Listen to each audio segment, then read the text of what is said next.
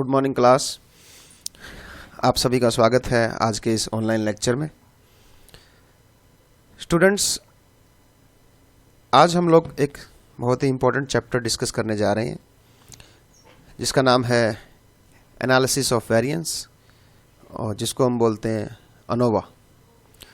बहुत ही important chapter है, काफ़ी लेंथी चैप्टर है और इसमें बहुत सारी बातें हैं जो हम डिटेल में स्टडी करेंगे।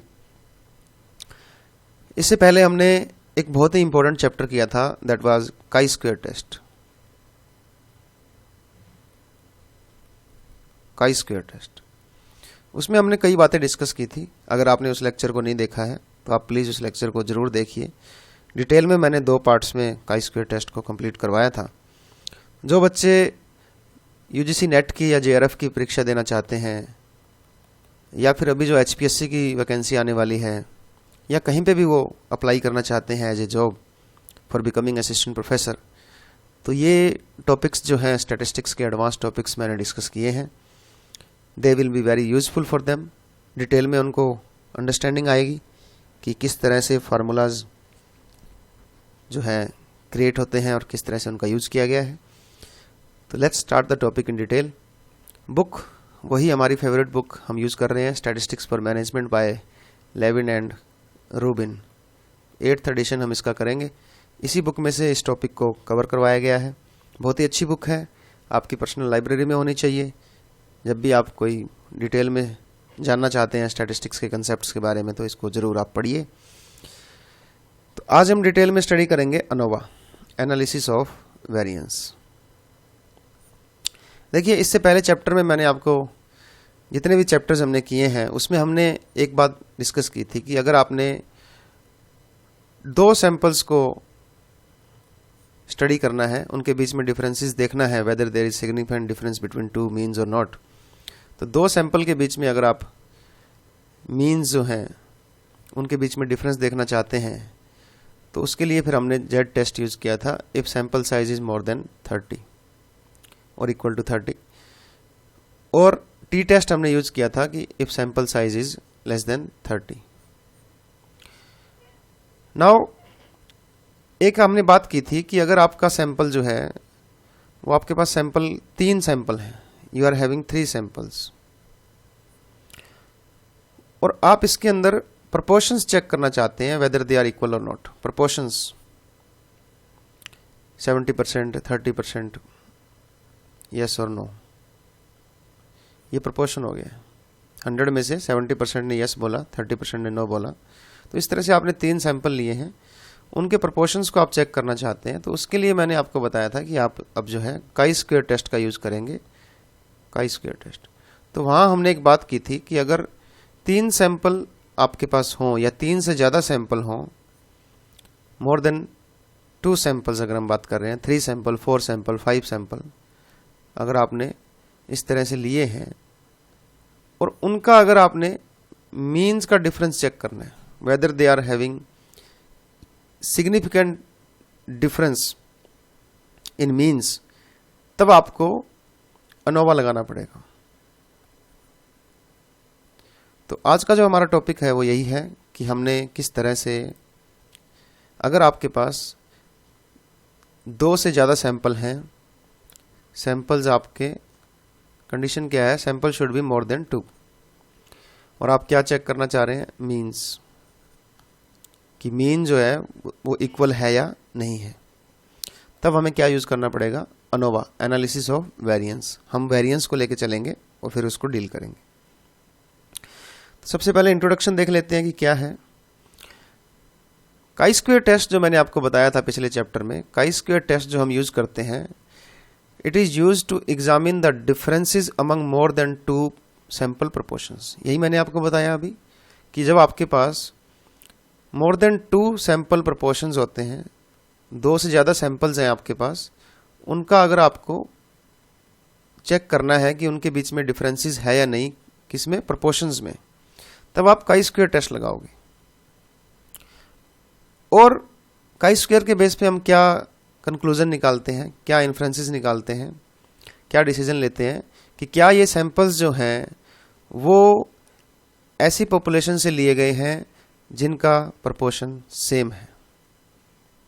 कि आपने ये जो 3 सैंपल लिए हैं, प्रोपोर्शंस लिए हैं 3 सैंपल से, जिन पॉपुलेशन से ये सैंपल आए हैं उनका प्रोपोर्शन सेम है, they are having the same proportion, उस पॉपुलेशन का प्रोपोर्शन सेम है जिनसे आपने 3 सैंपल्स अलग अलग पॉपुलेशन से आपने लिए हैं, उन तीनों पॉपुलेशन का प्रोपोर्शन सेम है। वो हम इस बेस पे काई स्क्वायर के टेस्ट के बेस पे हम डिसीजन ले सकते हैं, कंक्लूड कर सकते हैं कि अगर हमारे तीनों सैंपल के बीच में प्रोपोर्शन जो है उनमें सिग्निफिकेंट डिफरेंस नहीं आया है, तो वी कैन कंक्लूड कि ये जो तीनों सैंपल जिन जिन पॉपुलेशन से लिए गए हैं they are having the same proportion.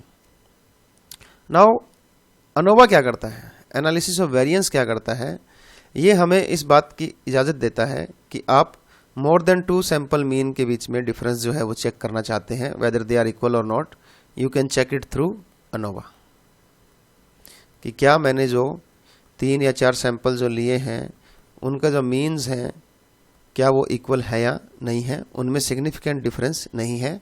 ये मैं किससे चेक कर सकता हूँ, अनोवा से।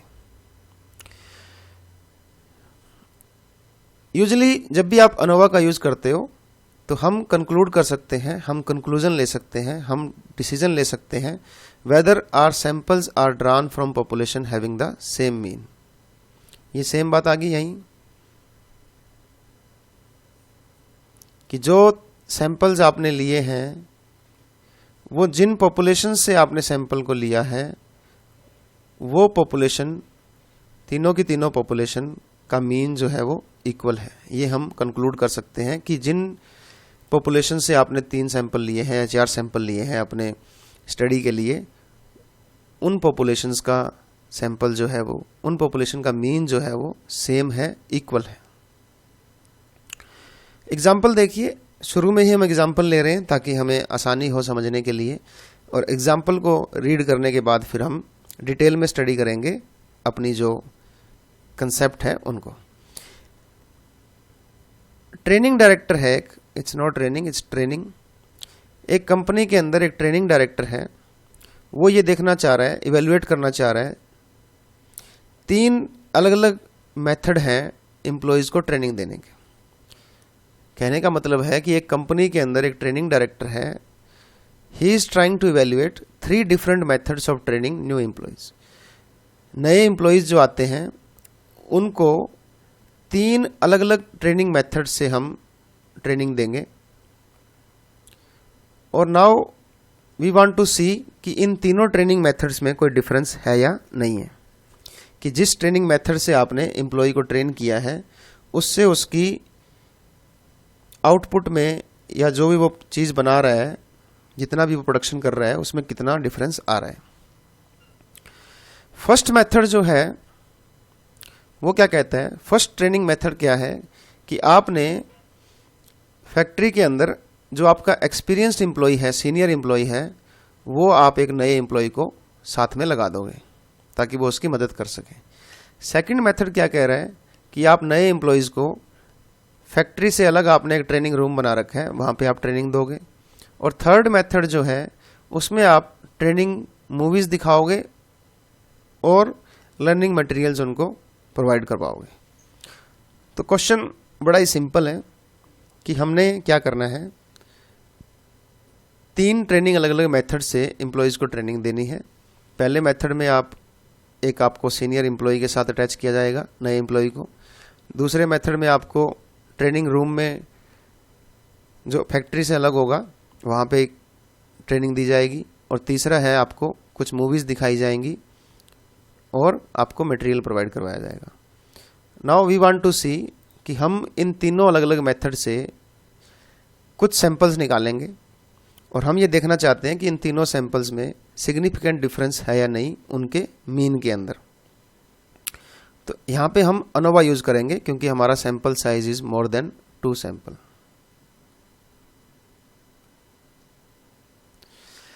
तो ट्रेनिंग डायरेक्टर ने क्या किया, नए एम्प्लॉयज़ में से 16 एम्प्लॉयज़ को चूज़ कर लिया एट रैंडमली हमने उनको चूज़ किया है। तीनों अलग अलग मेथड से टोटल हमने 16 एम्प्लॉयज़ निकाले हैं। और उनकी जब ट्रेनिंग पूरी हो गई उसके बाद में हमने उनका जो डेली प्रोडक्शन उन्होंने कितना किया है उसको भी हमने निकाला है। तो हमने 16 एम्प्लॉयज़ को चूज़ करके उन्होंने कितना प्रोडक्शन किया है एक प्रोग्राम ख़त्म होने के बाद, ट्रेनिंग का कितना इफेक्ट पड़ा ये देखने के लिए, तो 16 एम्प्लॉयज़ हमने चूज़ किए। ये उनका 16 एम्प्लॉयज़ का डाटा है। मेथड 1 में हमने 5 एम्प्लॉयज़ को लिया है और उनका हमने प्रोडक्शन दिखाया है कि इतनी यूनिट्स वो बना रहे हैं मीन निकालने के लिए। और यहाँ पे 5 सैंपल है, यहाँ पे सैंपल साइज 5 है और यहाँ पे 6 है, तो टोटल हो गया 16 एम्प्लॉयज़ को हमने ले लिया है। तीनों मेथड में से हमने 5, 5 और 6 लोगों को हमने निकाल लिया है। अब हम ये देखना चाह रहे हैं कि इन तीनों का जो वैल्यू आई है मीन हम निकालेंगे, एंड वी वांट टू सी कि क्या इन तीनों में सिग्निफिकेंट डिफरेंस है या नहीं है इन देयर मीन्स। तो इससे हमें यह भी पता लग जाएगा अगर ये तीनों मीन्स इक्वल आ जाते हैं, μ1 is equal to μ2 is equal to μ3, तो इससे ये पता लगेगा कि तीनों मेथड से ही आपका जो प्रोडक्शन है वो इक्वली बढ़ रहा है, कोई इसमें डिफरेंस नहीं है। तो फिर अलग अलग ट्रेनिंग मेथड लगाने की क्या ज़रूरत है, फिर आप किसी भी मेथड से अपने एम्प्लॉयज़ को ट्रेनिंग दीजिए, क्योंकि कोई फ़र्क तो पड़ने वाला नहीं है, मीन प्रोडक्शन जो है वो सेम आने वाला है। और अगर ये तीनों इक्वल आते हैं तो हम ये भी कंक्लूड कर सकते हैं कि जिन पॉपुलेशन से आपने ये 3 सैंपल उठाए हैं उन पॉपुलेशंस का मीन जो है वो इक्वल है। यही तो हम कह रहे हैं कि अगर इन तीनों मेथड से जो आउटपुट है वो इक्वल आ रही है तो इसका क्या मतलब हुआ, इसका मतलब यही हुआ कि तीनों पॉपुलेशन का मीन इक्वल है, उनका जो प्रोडक्शन है उसका जो मीन आ रहा है वो इक्वल है। इसलिए आप कोई सा भी मेथड लगाइए कोई फ़र्क नहीं पड़ेगा, इक्वल ही आएगा आउटपुट। तो डायरेक्टर क्या चेक करना चाह रहे हैं, whether there are differences in the effectiveness among the methods, कि क्या इन तीनों मेथड्स में से कौन सा मेथड लगाएं, क्या इन तीनों में कोई डिफरेंस है या नहीं है। तो यहाँ पे हम क्या करेंगे, इनके मीन्स निकाल लेंगे और फिर देखेंगे कि इनमें सिग्निफिकेंट डिफरेंस है या नहीं है। अब यहाँ क्वेश्चन क्या आता है, यहाँ पे क्वेश्चन आता है कि क्या मैं यहाँ पे 2 सैंपल टेस्ट ना लगा दूँ, 2 सैंपल टेस्ट, जैसे हमने पीछे टी टेस्ट और जेड टेस्ट लगाए थे जब हमारे पास 2 सैंपल होते हैं सिर्फ। तो क्या मैं टी टेस्ट नहीं लगा सकता? बिल्कुल लगा सकता हूँ, क्योंकि मेरे पास 3 सैंपल हैं। तो मुझे क्या करना पड़ेगा, मान लो ए, बी और सी 3 सैंपल हैं, तो मुझे ए, बी के बीच में टी टेस्ट लगाना पड़ेगा पहले, फिर ए, सी के बीच में टी टेस्ट लगाना पड़ेगा, ए, बी, ए, सी और फिर बी, सी। क्लियर? तो इस तरह से मुझे 3 बार ये टेस्ट लगाने पड़ेंगे। इसी तरह मान लो अगर मेरे पास 4 सैंपल हो, ए, बी, सी, डी, तो मुझे कितने सैंपल टी टेस्ट लगाने पड़ेंगे बार बार? तो मुझे 4 - 3 डिवाइड बाई 2,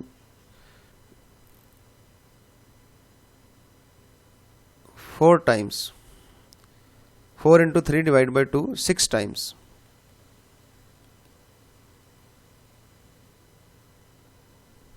तो मुझे 6 बार जो है टी टेस्ट लगाना पड़ेगा आपस में, ए, बी का, ए, सी का, ए, डी का, बी, सी का, बी, डी का, सी, डी का, ए, डी का। इस तरह से मुझे 6 बार टी टेस्ट लगाना पड़ेगा और तब मुझे पता लगेगा कि डिफरेंसेस है या नहीं है आपस में सैंपल्स के अंदर। तो मुझे इतने टेस्ट लगाने के कारण जब मैं इन सबको फाइनली कंक्लूड करूँगा, तो मान लो मैं 5% लेवल ऑफ सिग्निफिकेंस पे टेस्ट लगा रहा हूँ एक, और हर बार मैं 5% पे जब लगा रहा हूँ तो अल्टीमेटली मैं जो है 5% जो है टाइप 1 एरर भी तो कर रहा हूँ। तो इस तरह से मैं हर बार 5% जो है टाइप 1 एरर करता चला जाऊँगा, जिससे मुझे एंड में बहुत नुकसान होगा। तो इसलिए मुझे टी टेस्ट यहाँ पे नहीं लगाने चाहिए, बल्कि मुझे क्या करना चाहिए, जब भी मेरा सैंपल साइज़ मोर देन 2 सैंपल्स हैं तो मुझे इंडिविजुअली टी टेस्ट लगाने की बजाय अनोवा लगाना चाहिए, जो कि मुझे एक बार में ही बता देगा कि ये तीनों जो मैंने मेथड लगाए हैं, 3 सैंपल जो लिए हैं, वेदर दे आर इक्वल और नॉट इन देयर मीन्स। इसलिए हम अनोवा को यूज़ करते हैं। That was the concept. Problem मुझे पता लग गई है क्या है। हमने क्या किया है, ये जो 16 एम्प्लॉयज़ थे इनका प्रोडक्शन आउटपुट निकाल लिया है। 16 ट्रेनीज़ का आपको प्रोडक्शन आउटपुट दिया हुआ था, हमने क्या कर दिया है, इसको समराइज कर दिया है और मीन प्रोडक्शन निकाल लिया है। अगली टेबल देखिए, daily production of 16 new employees. तीनों मेथड से ये पहला मेथड था, इसमें हमने 5 एम्प्लॉय लिए थे और इनका जो है ये डेली प्रोडक्शन है, कितना इन्होंने प्रोडक्शन किया है, 5 एम्प्लॉयज़ ने अलग अलग। ये सेकंड नंबर मेथड है और ये थर्ड नंबर मेथड है। यहाँ पे 6 हमने एम्प्लॉयज़ लिए थे, यहाँ पे हमने 5 एम्प्लॉय लिए थे। टोटल हमने 16 एम्प्लॉयज़ लिए थे, 3 अलग अलग मेथड को हमने लगाया था। एक मैं आपसे रिक्वेस्ट करूं कि अगर आप साथ साथ अपनी कॉपी में इसको नोट करते रहेंगे तो आपको आगे इसको समझने में दिक्कत नहीं आएगी।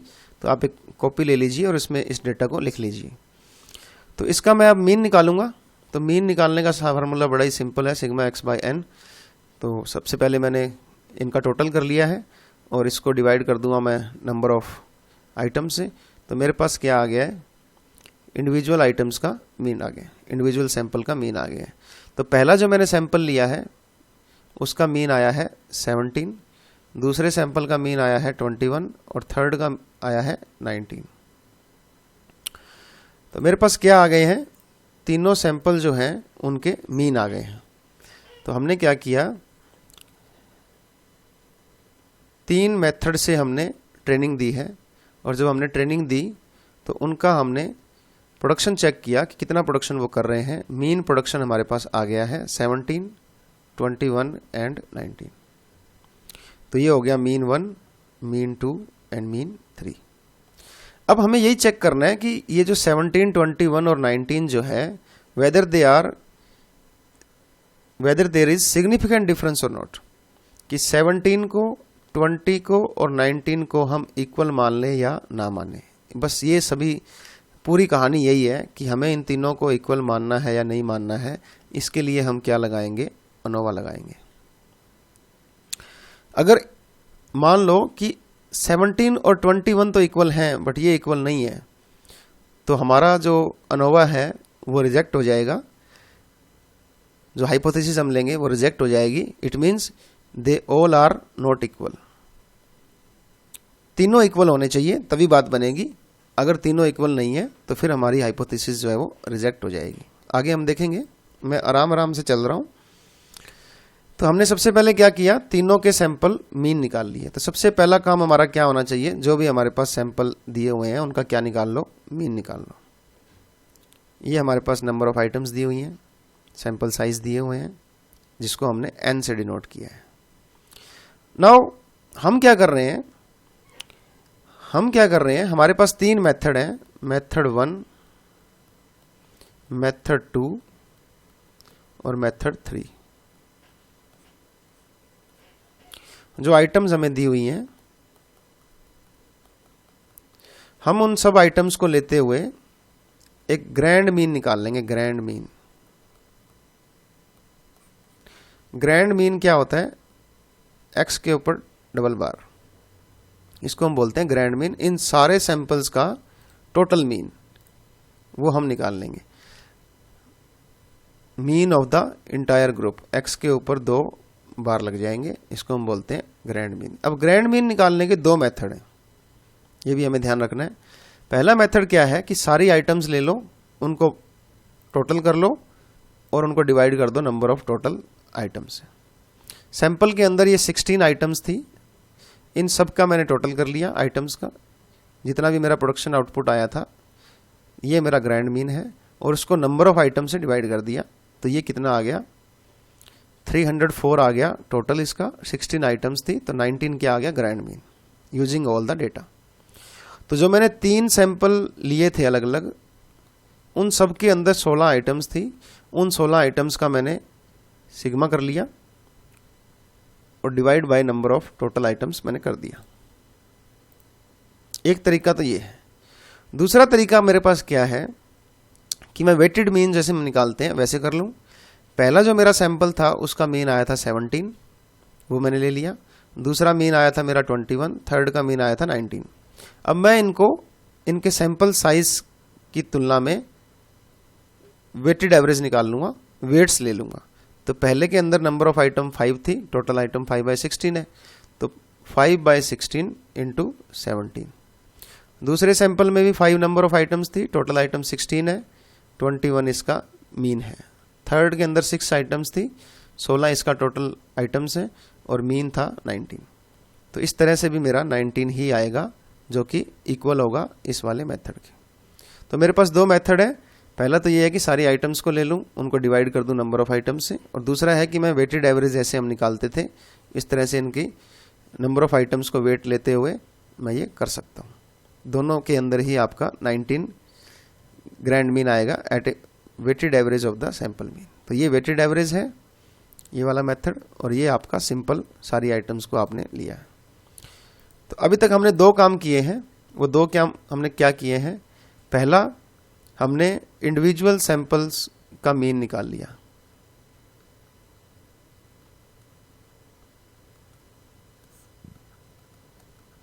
ये मैंने इंडिविजुअल मीन निकाल लिया। दूसरा स्टेप मैंने क्या लेना है? मैंने निकाल लिया ग्रैंड मीन।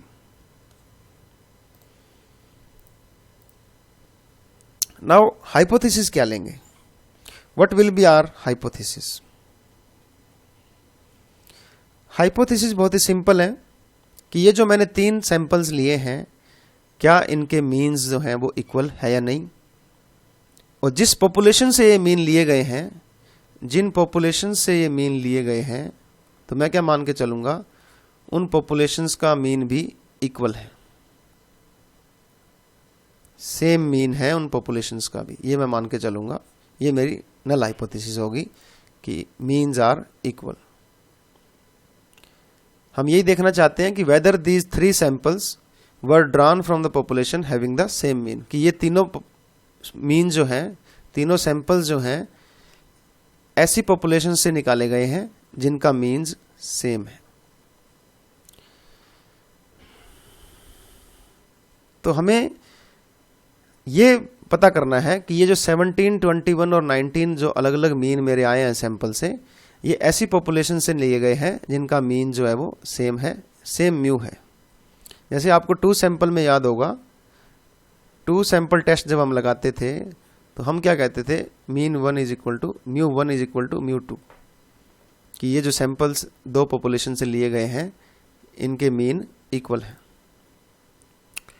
क्योंकि हम सैंपल के बेस पे ही तो हम क्या कर रहे हैं? सैंपल के बेस पे पॉपुलेशन को स्टडी कर रहे हैं। तो हमें यहाँ पे सेंट्रल लिमिट थ्योरम लगाएंगे। सेंट्रल लिमिट थ्योरम क्या कहती है कि when you will be taking samples from population, if the sample size is 30 और more than 30, then your population mean will be equal to sample mean.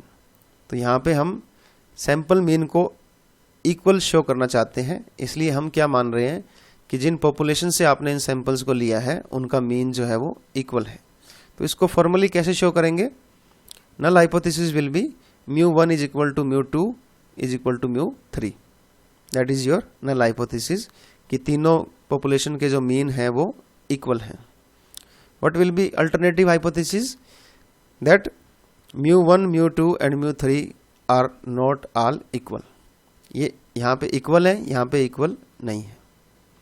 हम इसको यूं भी शो कर सकते हैं अगर हम चाहें तो। कुछ बुक्स के अंदर यूं भी लिखा होता है mu 1 is not equal to mu 2 is not equal to mu 3, that will become your null hypothesis, that will become your alternative hypothesis.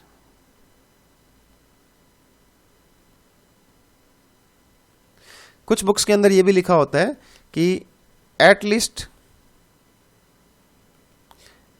1 mean is not equal, at least 1 mean is not equal. तो हमें ये साबित करने की जरूरत नहीं है null hypothesis में कि सारे ही मीन इक्वल नहीं है। ऐसे भी हो सकता है कि ये इक्वल ना हो, यूं भी हो सकता है कि तीनों इक्वल ना हो। तो अगर एक भी इक्वल नहीं आया तब भी आपकी नल हाइपोथेसिस रिजेक्ट हो जाएगी। तो हम ये कह रहे हैं कि at least 1 mean is not equal, ये भी हम लिख सकते हैं। तो हम इस बुक के अंदर हम क्या लिख रहे हैं? Mean 1, mean 2 and mu 3 are not all equal. अगर ये तीनों इक्वल नहीं है, इनमें से कोई भी अगर एक इक्वल नहीं आया, तो आपकी नल हाइपोथेसिस क्या हो जाएगी? रिजेक्ट हो जाएगी। अगर हम कंक्लूड कर पाए हमारे इस अनोवा टेस्ट से कि हमारे ये जो 3 सैंपल हमने लिए थे जिसमें हमने ट्रेनिंग मेथड लगाए थे, they do not differ significantly, उनमें कोई डिफरेंस नहीं है। ये जो 17, 21 और 19 का जो सैंपल मीन आया था, अगर हम ये कह दें कि ये तीनों इक्वल हैं, तो फिर आप कोई सा भी ट्रेनिंग मेथड लगाओ, उसमें कोई फर्क नहीं पड़ेगा एम्प्लॉय की प्रोडक्टिविटी के ऊपर। हम यही जानना चाह रहे हैं कि अनोवा हम क्यों लगाना चाह रहे हैं। अनोवा तो हम लगा रहे हैं, पर अनोवा को लगाने के पीछे हमारा मकसद क्या है कि अगर मान लो आपकी नल हाइपोथेसिस एक्सेप्ट हो जाती है। नल हाइपोथेसिस क्या है? μ1 is equal to μ2 is equal to μ3, मतलब कि तीनों जो सैंपल हैं जिन पॉपुलेशन से लिए गए हैं उनका मीन इक्वल है। तो इसका मतलब आप कोई सा भी ट्रेनिंग मेथड लगा लो, एम्प्लॉय की प्रोडक्टिविटी के ऊपर, उसके प्रोडक्शन करने की क्षमता के ऊपर कोई फर्क नहीं पड़ेगा, चाहे आप ट्रेनिंग मेथड 1 लगाओ, ट्रेनिंग मेथड 2 लगाओ या ट्रेनिंग मेथड 3 लगाओ। तो इसलिए हमें ट्रेनिंग मेथडों के ऊपर मत्था मारने की ज़रूरत नहीं है। चाहे आप पुराने एम्प्लॉय के साथ अटैच कर दो, चाहे आप उसको नए ट्रेनिंग रूम में ले जाओ, चाहे आप उसको फिल्म दिखाओ। तो ये कितनी अच्छी बात होगी कि अगर हमारे पास डाटा हो और अनोवा हमें आता हो, तो हम ये चेक कर सकते हैं कि ये तीनों इफेक्टिव है या नहीं है। ऑन द अदर हैंड, अगर बहुत सारा डिफरेंस मिलता है, सैंपल मीन के अंदर सिग्निफिकेंट डिफरेंस पाया जाता है, तो वी कैन इन्फर, तो हम ये कंक्लूड कर सकते हैं कि ट्रेनिंग मेथड की वजह से एम्प्लॉय की जो प्रोडक्टिविटी है उसके ऊपर बहुत ज़्यादा असर पड़ता है। मान लो पहले मेथड से, दूसरे मेथड से और थर्ड मेथड से अलग अलग डिफरेंस आ रहा है, तो फिर हम इसको बेस्ट मेथड मानेंगे। फिर हम इनके ऊपर क्यों पैसा वेस्ट करें? तो फिर हम ये जो सेकंड मेथड है इसके ऊपर अपना सारा फोकस करेंगे, बाकी मेथडों को निकाल देंगे। तो इसलिए अनोवा जो है वो बहुत अच्छा आपको रिजल्ट निकाल करके देता है कि कौन सा क्या सिग्निफिकेंट डिफरेंस है या नहीं इन सैंपल मीन्स के ऊपर, या फिर जिन पॉपुलेशन से ये सैंपल लिए गए हैं उनके मीन्स इक्वल है या नहीं, ये देखने के लिए हमें क्या लगाना पड़ेगा? अनोवा। तो हम अपना ट्रेनिंग प्रोग्राम उसी हिसाब से एडजस्ट करेंगे, अगर हमारा अनोवा के अंदर जो रिजल्ट आएगा उसी हिसाब से। अजम्पशंस क्या लेंगे हम? पहली अजम्पशन हम लेंगे कि पॉपुलेशंस जहाँ से हमने सैंपल लिए हैं दे आर नॉर्मली डिस्ट्रीब्यूटेड। अगर पॉपुलेशन जो है नॉर्मली डिस्ट्रीब्यूटेड नहीं है, फिर ये अनोवा टेस्ट नहीं लग पाएगा। बट अगर आपका सैंपल साइज बहुत बड़ा है, तो फिर आप इस नॉर्मल डिस्ट्रीब्यूशन वाली अजम्पशन को छोड़ भी सकते हैं। कंडीशन क्या है? सैंपल साइज आपका बहुत बड़ा होना चाहिए। दूसरा, पॉपुलेशंस हैव इक्वल वेरिएंसेस, क्योंकि अनोवा का फुल फॉर्म यही है कि एनालिसिस ऑफ वेरिएंस, वेरिएंस को ही हम स्टडी कर रहे हैं। तो हम ये भी मान के चलते हैं कि जिन पॉपुलेशन से आपने सैंपल्स को लिया है उनका वेरिएंस भी इक्वल है। वेरिएंस को हम शो करते थे सिग्मा स्क्वायर से, है ना, x माइनस एक्स बार का होल स्क्वायर। तो हम क्या मान के चलते थे, क्या मान के चलेंगे कि इनके मीन भी इक्वल है और वेरिएंस भी इक्वल है। सैंपल जो आपने लिए हैं they are drawn independently and randomly. कि इंडिपेंडेंटली का मतलब आपने कोई कंडीशन नहीं लगाई है उनको चूज करने के लिए, और दूसरा रैंडमली आपने उनको उठाया है। तो these 3 sample assumptions are there. Population normally distributed होनी चाहिए, बट अगर सैंपल साइज आपका बड़ा है फिर ये कंडीशन जरूरी नहीं है। इक्वल वेरिएंसेस होने चाहिए पॉपुलेशन के बीच में, और सैंपल को आपने रैंडमली पिक करना है। बहुत सारी बातें हमने कर ली हैं। अनोवा की हम बात करेंगे, अब बेसिक कंसेप्ट्स की बात करेंगे। फॉर्मूलाज कैसे निकलते हैं, क्या बेसिक कंसेप्ट क्या है, क्यों हम चेक कर रहे हैं, कैसे चेक कर रहे हैं, वो हम चेक करेंगे। एक बात मैं आपको बता दूं कि यहाँ पे अनोवा को मैं एक वीडियो अनोवा पे और बनाऊंगा। आज इस वीडियो में हम जो चेकिंग कर रहे हैं वो बेसिकली हम कि अनोवा के अंदर जो कंसेप्ट है उसको हम डिटेल में स्टडी कर रहे हैं। नेक्स्ट जो वीडियो मैं बनाऊंगा वो इस वीडियो के बाद में अगर आप उसको देखेंगे तो उसमें हम कुछ बुक्स के अंदर जो फॉर्मूले दिए हुए हैं उसके अकॉर्डिंगली इस वीडियो को बनाया जाएगा। उसमें जो है हम जैसे टोटल वेरिएंस जो है उसको हम 2 पार्ट्स में डिवाइड करेंगे, तो वो total sum of square and SSW, फिर वो मीडियम आ जाएगा MSW, इस तरह से हम उसको इन फार्मूला से करेंगे। इस वीडियो के अंदर मैं आपको बेसिक कंसेप्ट करवा रहा हूँ अंडरस्टैंडिंग के लिए। तो नेक्स्ट वीडियो बहुत ही छोटी होगी, उसमें सिर्फ हम फार्मूले देखेंगे, कुछ बुक्स के अंदर अलग तरीके से दिया हुआ है उसको भी देखेंगे। तो अभी हम स्टडी कर रहे हैं बेसिक कंसेप्ट्स के। अनोवा के अंदर सबसे पहली बात जो हमें अज्यूम करनी होगी, जो अजम्पशन हमें लेनी होगी, कि जो सैंपल्स आपके लिए गए हैं वो एक नॉर्मल पॉपुलेशन से लिए गए हैं, और दूसरी बात कि ये जो पॉपुलेशंस हैं इनका वेरिएंस जो है वो सेम है। ये अजम्पशंस हम ऑलरेडी कर चुके हैं। पिछली स्लाइड में मैंने आपको बता दिया था कि पॉपुलेशन आपकी नॉर्मली डिस्ट्रीब्यूटेड है और पॉपुलेशन के वेरिएंस जो है वो इक्वल है। अगर सैंपल साइज आपका बड़ा होता है तो नॉर्मेलिटी की अजम्पशन आपको लेने की जरूरत नहीं होती, नॉर्मल डिस्ट्रीब्यूटेड चाहे पॉपुलेशन ना हो। तो हमारी नल हाइपोथेसिस क्या है कि 3 population have the same mean, कि जिन 3 पॉपुलेशन से आपने लिया है they are having the same mean. अगर ये हाइपोथेसिस आपकी सच्ची है, अब यहां से आपका अनोवा का बेसिक कंसेप्ट शुरू होता है। यहां से मैं बात करनी शुरू करूंगा अनोवा के पीछे कहानी क्या है। ये कह रहा है कि अगर आप ये मान के चल रहे हो कि आपकी जो पॉपुलेशन है उसका मीन इक्वल है, तो फिर आपने ये जो टेबल बनाई थी, अलग अलग मेथड बनाए थे, उसको क्या जरूरत है उसको टेबल में बांटने की। मेथड 1, मेथड 2, मेथड 3, है ना। हमने 5-5 आइटम ली थी मेथड 1 और मेथड 2 से, और मेथड 6 में 6 आइटम्स थी, और यहाँ पे हमने इसका डाटा दिखाया था और फिर हमने इनका मीन निकाला था।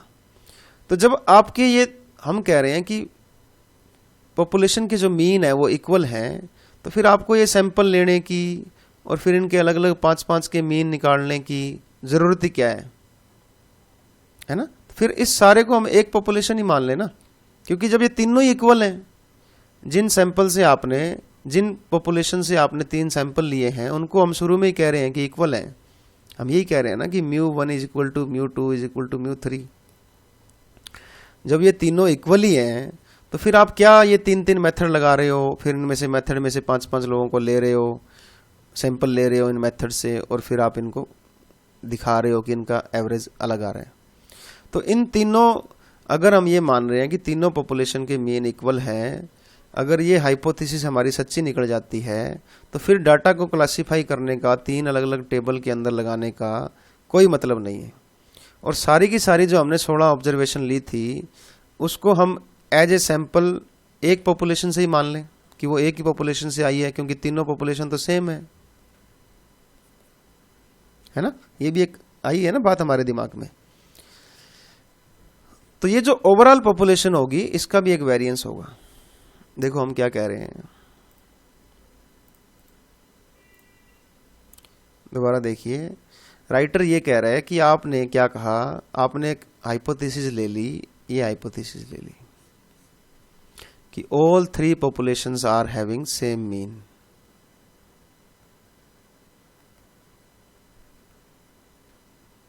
है ना। अब अगर ये हाइपोथेसिस मान लो आपकी ट्रू निकल जाती है, तो फिर हमने ये जो 3 मेथड लिए थे, इन 3 मेथड में से हमने 3 सैंपल निकाले थे। हमने क्या कहा था कि एक फैक्ट्री के अंदर 3 ट्रेनिंग मेथड लग रहे हैं, ठीक है। 3 ट्रेनिंग मेथड की अपनी अपनी पॉपुलेशन है, पॉपुलेशन 1, पॉपुलेशन 2, पॉपुलेशन 3। इनमें से हमने कुछ सैंपल निकाल लिए थे, यहाँ पे हमने कुछ सैंपल ले लिए थे।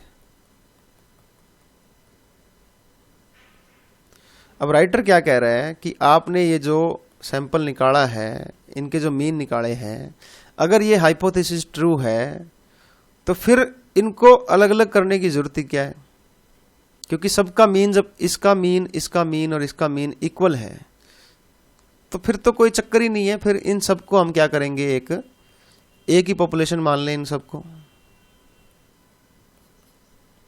और इस पॉपुलेशन का मीन निकाल लें जो हमने ग्रैंड मीन निकाला था, और फिर इस पॉपुलेशन का वेरिएंस भी होगा एक, जो हमने इस तरह शो किया है। तो इस सब का एक ग्रैंड मीन होगा, इस सब का एक ग्रैंड मीन होगा ये वाला, और इसका एक वेरिएंस भी होगा। अब यहां से हमने स्टार्ट करनी है अपनी कहानी।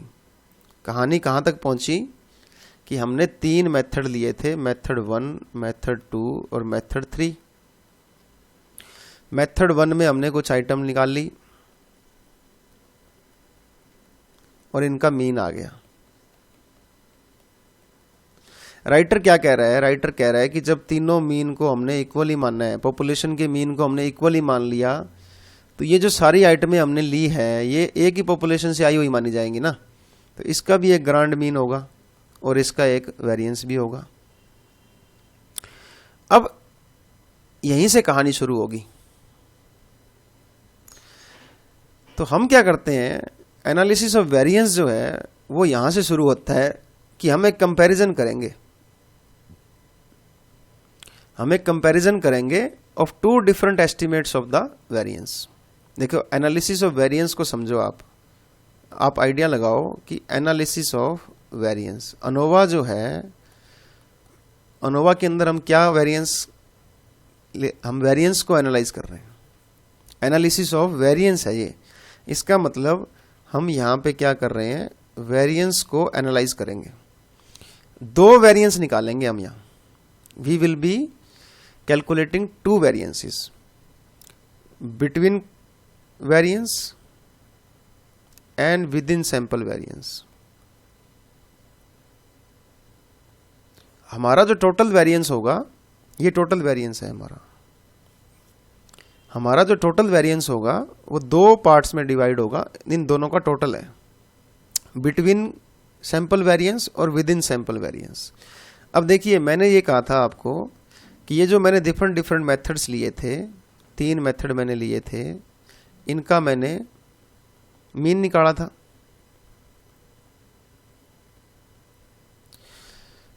और इनका वेरिएंस भी निकल जाएगा, जिसको हम वेरिएंस को हम एस से डिनोट करेंगे, एस स्क्वायर। सैंपल के अंदर हम एस स्क्वायर से डिनोट करते हैं। तो राइटर क्या कह रहा है कि हमने वेरिएंस को कैलकुलेट करना है, और टोटल वेरिएंस जो होगा, टोटल वेरिएंस क्या है यहाँ, ये टोटल वेरिएंस है, ये टोटल वेरिएंस है। यही कहा था ना कि जब mean 1 is equal to mean 2 is equal to mean 3, तो फिर अलग अलग मेथड 1 मेथड 2 को अलग अलग करने की क्या जरूरत है, इन सारी आइटम्स को लेकर के ही अपना एक आप ग्रैंड मीन निकाल लो और एक वेरिएंस निकाल लो। अब ये जो इन 16 आइटम्स के अंदर जो वेरिएंस आया है, ये जो वेरिएंस आया है टोटल वेरिएंस बोलते हैं इसको, ये 2 पार्ट्स का जोड़ है, एक तो बिटवीन और एक विद इन सैंपल वेरिएंस, कि सैंपल के अंदर कितना वेरिएंस है, ये जो वेरिएंस है सैंपल के अंदर, जिसको हम एस स्क्वायर से डिनोट करेंगे, इनका टोटल, और एक ये जो 3 सैंपल हैं आपस में, इनके अंदर कितना वेरिएंस है, इसको हम बिटवीन सैंपल बोलेंगे। क्लियर? दोबारा सुन लो, कोई जल्दी नहीं है हमें, यूट्यूब पे लेक्चर है, आराम से लेक्चर ले रहे हैं, आप दोबारा सुनिए, पीछे करिए, आगे करिए, पॉज करिए, फास्ट करिए, बहुत आराम है हमारे पास, कोई जल्दी नहीं है। एनालिसिस ऑफ वेरिएंस में हम क्या कर रहे हैं, देखिए आप बात को समझिए कि अनोवा क्या है। अनोवा है एनालिसिस ऑफ वेरिएंस। तो अरे रुक जा भाई, तो मैंने क्या किया, एनालिसिस से ए एन उठा लिया, यहां से ओ उठा लिया और यहां से वी ए उठा लिया, तो मेरा ये बन गया अनोवा, शॉर्ट फॉर्म बन गई। तो बेसिकली अनोवा में हम लोग वेरिएंस को एनालाइज कर रहे हैं, वेरिएंस देख रहे हैं कितने। जब भी आपका सैंपल साइज 2 से ज्यादा होगा, मान लो आपके पास 3 सैंपल्स हैं और इनका आपने मीन्स देखना है कि whether there is significant difference between the samples, तो हम क्या मान के चले, हमने एक हाइपोथेसिस ली। क्या हाइपोथेसिस ली हमने कि μ1 is equal to μ2 is equal to μ3, कि जिन पॉपुलेशन से आपने सैंपल उठाए हैं they are having same means, populations having same means. तो मैंने एक एग्जांपल लिया था ट्रेनिंग मेथड वाला, मेथड 1, मेथड 2 और मेथड 3।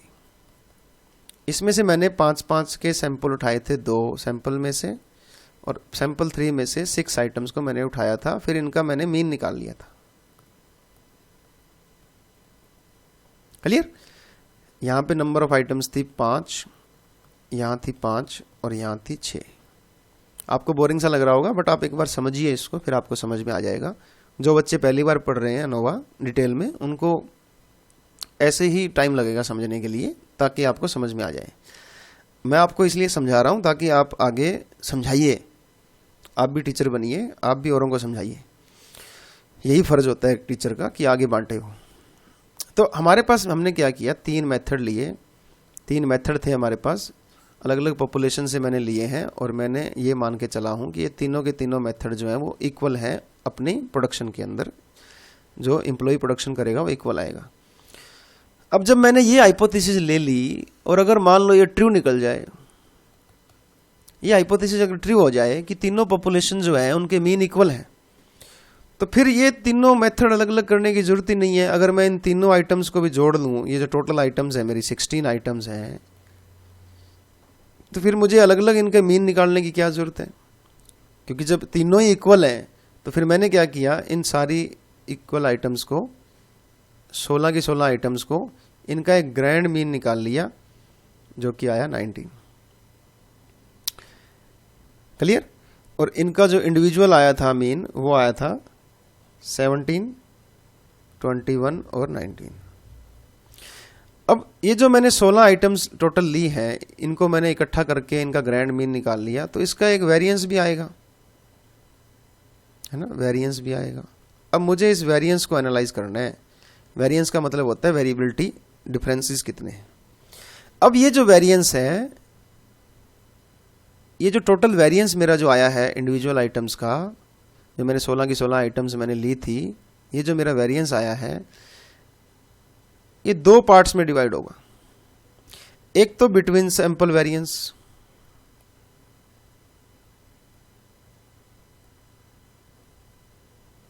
और एक विद इन सैंपल वेरिएंस। इसको मैं बोलूंगा, बिटवीन सैंपल वेरिएंस को बोलूंगा कि इन सैंपल्स के अंदर कितना, आपस में कितना वेरिएंस है, मेथड 1 का और मेथड 2 का और मेथड 3 का। ये जो मैं हॉरिजॉन्टल लाइन लगा रहा हूं कि सैंपल्स के बीच में सैंपल नंबर 1, सैंपल नंबर 2 और सैंपल नंबर 3 के अंदर कितना वेरिएंस है, इसको मैं बोलूंगा ये सिग्मा स्क्वायर बी। और विद इन सैंपल वेरिएंस क्या है, एक सैंपल के अंदर कितना वेरिएंस है। ये जो मैंने 5 आइटम ली है, इनके अंदर कितना वेरिएंस है, जो कि हम एक सैंपल का निकालते होते हैं हमेशा, इसको मैं बोलूंगा between sample, with in sample. तो ये इन दोनों का जोड़ निकलेगा। तो इसका मतलब टोटल वेरिएंस जो होगा वो 2 पार्ट्स में डिवाइड होता है, बिटवीन सैंपल वेरिएंस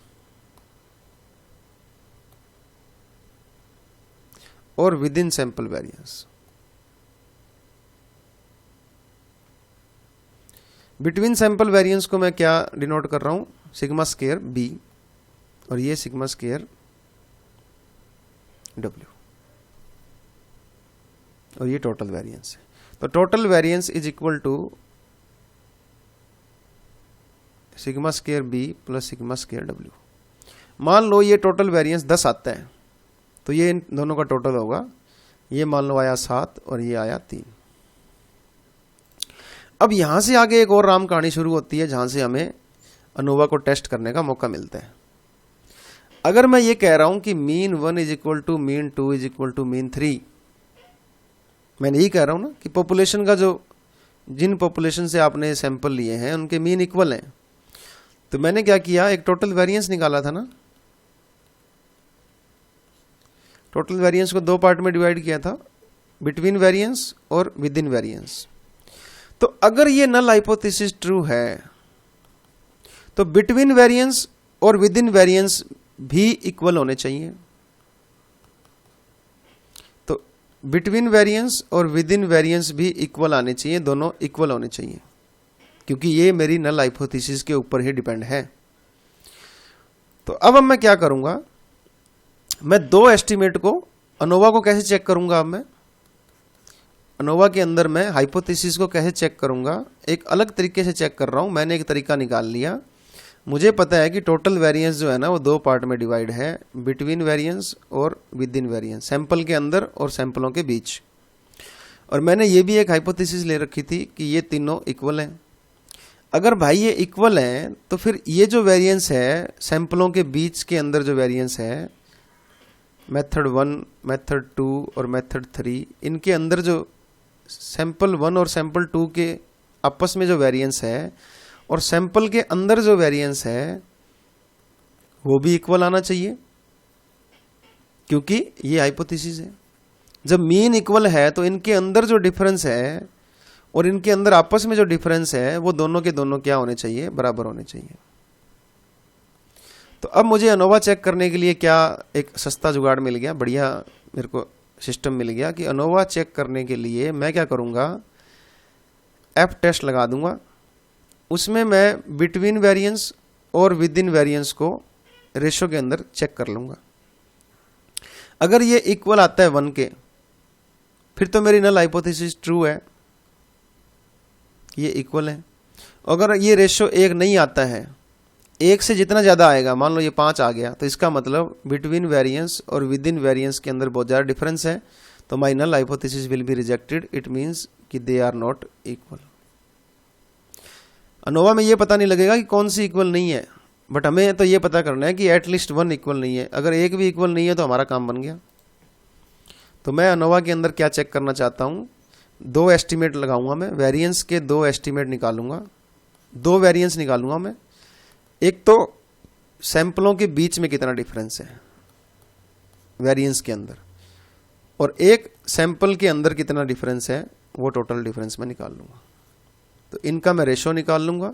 अगर ये मोर देन 1 आता है, जितना ये ज़्यादा आएगा उतने ही चांसेस होंगे, फिर मैं उसको टेबल में देखूंगा कि वो मेरी टेबल के अंदर आ रहा है या नहीं आ रहा है। इस तरह से हम इसको सॉल्व करेंगे। आई होप आपको थोड़ा सा आइडिया लगा होगा। तो एनालिसिस ऑफ वेरिएंस क्या है, it is based on the comparison of 2 different estimate of variance. तो जो ओवरऑल पॉपुलेशन मैंने ली है उसके अंदर मुझे 2 वेरिएंस निकालने हैं, एक सैंपल के अंदर और एक सैंपलों के बीच। We can calculate one of these estimate by examining the variance among the 3 samples, means that is 17, 21 और 19। ये सैंपल्स के बीच में जो वेरिएंस है उसको निकालने के लिए, जिसको हम बोलते हैं सिग्मा स्क्वायर बी। बी से क्या आपको पता लग रहा है, between variance, variance between the samples. 3 सैंपलों के बीच में जो वेरिएंस है पहले हम उसको डिनोट करेंगे, उसको निकालेंगे। दूसरा वेरिएंस हम कैसे निकालेंगे, by the variance with in the samples, variance with in the 3 samples. ये पहला सैंपल है, इसमें कितना है, ये दूसरा सैंपल है इसमें, और ये तीसरा सैंपल है इसमें। Then we compare these 2 estimates of population variance. फिर हम इसको कंपेयर करेंगे, क्योंकि both are estimates of variance, दोनों ही वेरिएंस निकाल रहे हैं हम। ये आपका बिटवीन सैंपल है और ये आपका विद इन सैंपल है, क्योंकि दोनों ही आप वेरिएंस निकाल रहे हो और आप ये मान के चले हो कि μ1 is equal to μ2 is equal to μ3, तो ये दोनों इक्वल होने चाहिए। जो सारी राम कहानी मैंने आपको बताई है वो यही है। अगर नल हाइपोथेसिस ट्रू नहीं है तो ये जो हमारे 2 एस्टीमेट हमने निकाले हैं विद इन सैंपल और बिटवीन सैंपल, ये इक्वल नहीं होंगे, इनका जो रेशो होगा वो अलग होगा। तो इसका मतलब एनालिसिस ऑफ वेरिएंस के अंदर 3 स्टेप हमने निकालने हैं, 3 स्टेप निकालने हैं। पहला हम क्या निकालेंगे, variance among the sample mean. जिसको हम बोल देते हैं variance between samples, between sample variance. इसको किससे डिनोट करेंगे? This one. बिटवीन निकाल लिया, अब हम विद इन द सैंपल निकालेंगे, variance with in the sample. इसको हम बोलेंगे सिग्मा स्क्वायर डब्ल्यू, डब्ल्यू मतलब विद इन। और तीसरा हम इनका रेशो निकाल लेंगे, एफ रेशो, और फिर इसको टेबल में चेक कर लेंगे। Compare the two estimates whether they are equal और नॉट। अगर इक्वल है वो तो नल हाइपोथेसिस एक्सेप्ट हो जाएगी, इक्वल नहीं है तो नल हाइपोथेसिस एक्सेप्ट नहीं होगी। अब हम क्या कर रहे हैं, अब हमारा असल में कैलकुलेशन हमारी अब शुरू होगी। देखिए मैंने आपको बता दिया है कि आपने एनालिसिस ऑफ वेरिएंस में टोटल वेरिएंस जो है, जिसको हम बोलते हैं टोटल वेरिएंस, टोटल वेरिएंस को हमने दो पार्ट में डिवाइड कर दिया है, पार्ट बना दिए हैं उसके। पहला बिटवीन सैंपल वेरिएंस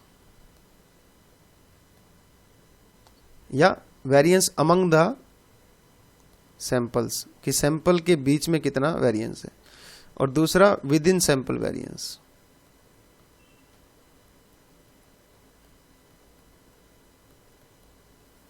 तो पहले मैं सबसे पहले क्या निकाल रहा हूं, जो मैंने 3 सैंपल लिए थे उनके बीच में आपस में कितना वेरिएंस है, variance among the sample mean. तो सबसे पहला स्टेप यही था कि हमें सबसे पहले पॉपुलेशन वेरिएंस जो है वो कहां से निकालना पड़ेगा, variance among the 3 sample mean. इसको हम बोलते हैं between column variance, between column variance, क्योंकि हमारे पास 3 मेथड हैं, मेथड 1, मेथड 2 और मेथड 3। इनकी हमें यहां आइटम दी हुई हैं। अब आपको पता है कि ये आपके क्या होते हैं, कॉलम, और ये आपकी क्या होती हैं, रो। तो हमें बिटवीन कॉलम, ये कॉलम है पहला, ये हमें मेथड 1 के सैंपल को मेथड 2 के सैंपल के बीच में कितना वेरिएंस है वो निकालना है। क्लियर? तो इसको हम यूं शो कर रहे हैं, इसको हम बोलते हैं बिटवीन कॉलम वेरिएंस, वो निकालेंगे। हमें पता है कि सैंपल वेरिएंस कैसे निकलता। अब मैं आपको करवा रहा हूं फार्मूला कहां से आएगा, फार्मूला कैसे निकलेगा वो मैं बता रहा हूं आपको। अमंग द सैंपल वेरिएंस निकालने का एक फार्मूला है, वो सैंपल वेरिएंस निकालने का फार्मूला कहां से आया, कैसे आया, उसको अब हम डिस्कस कर रहे हैं। तो नाउ बी मोर सीरियस, यहीं से अब शुरू होगा।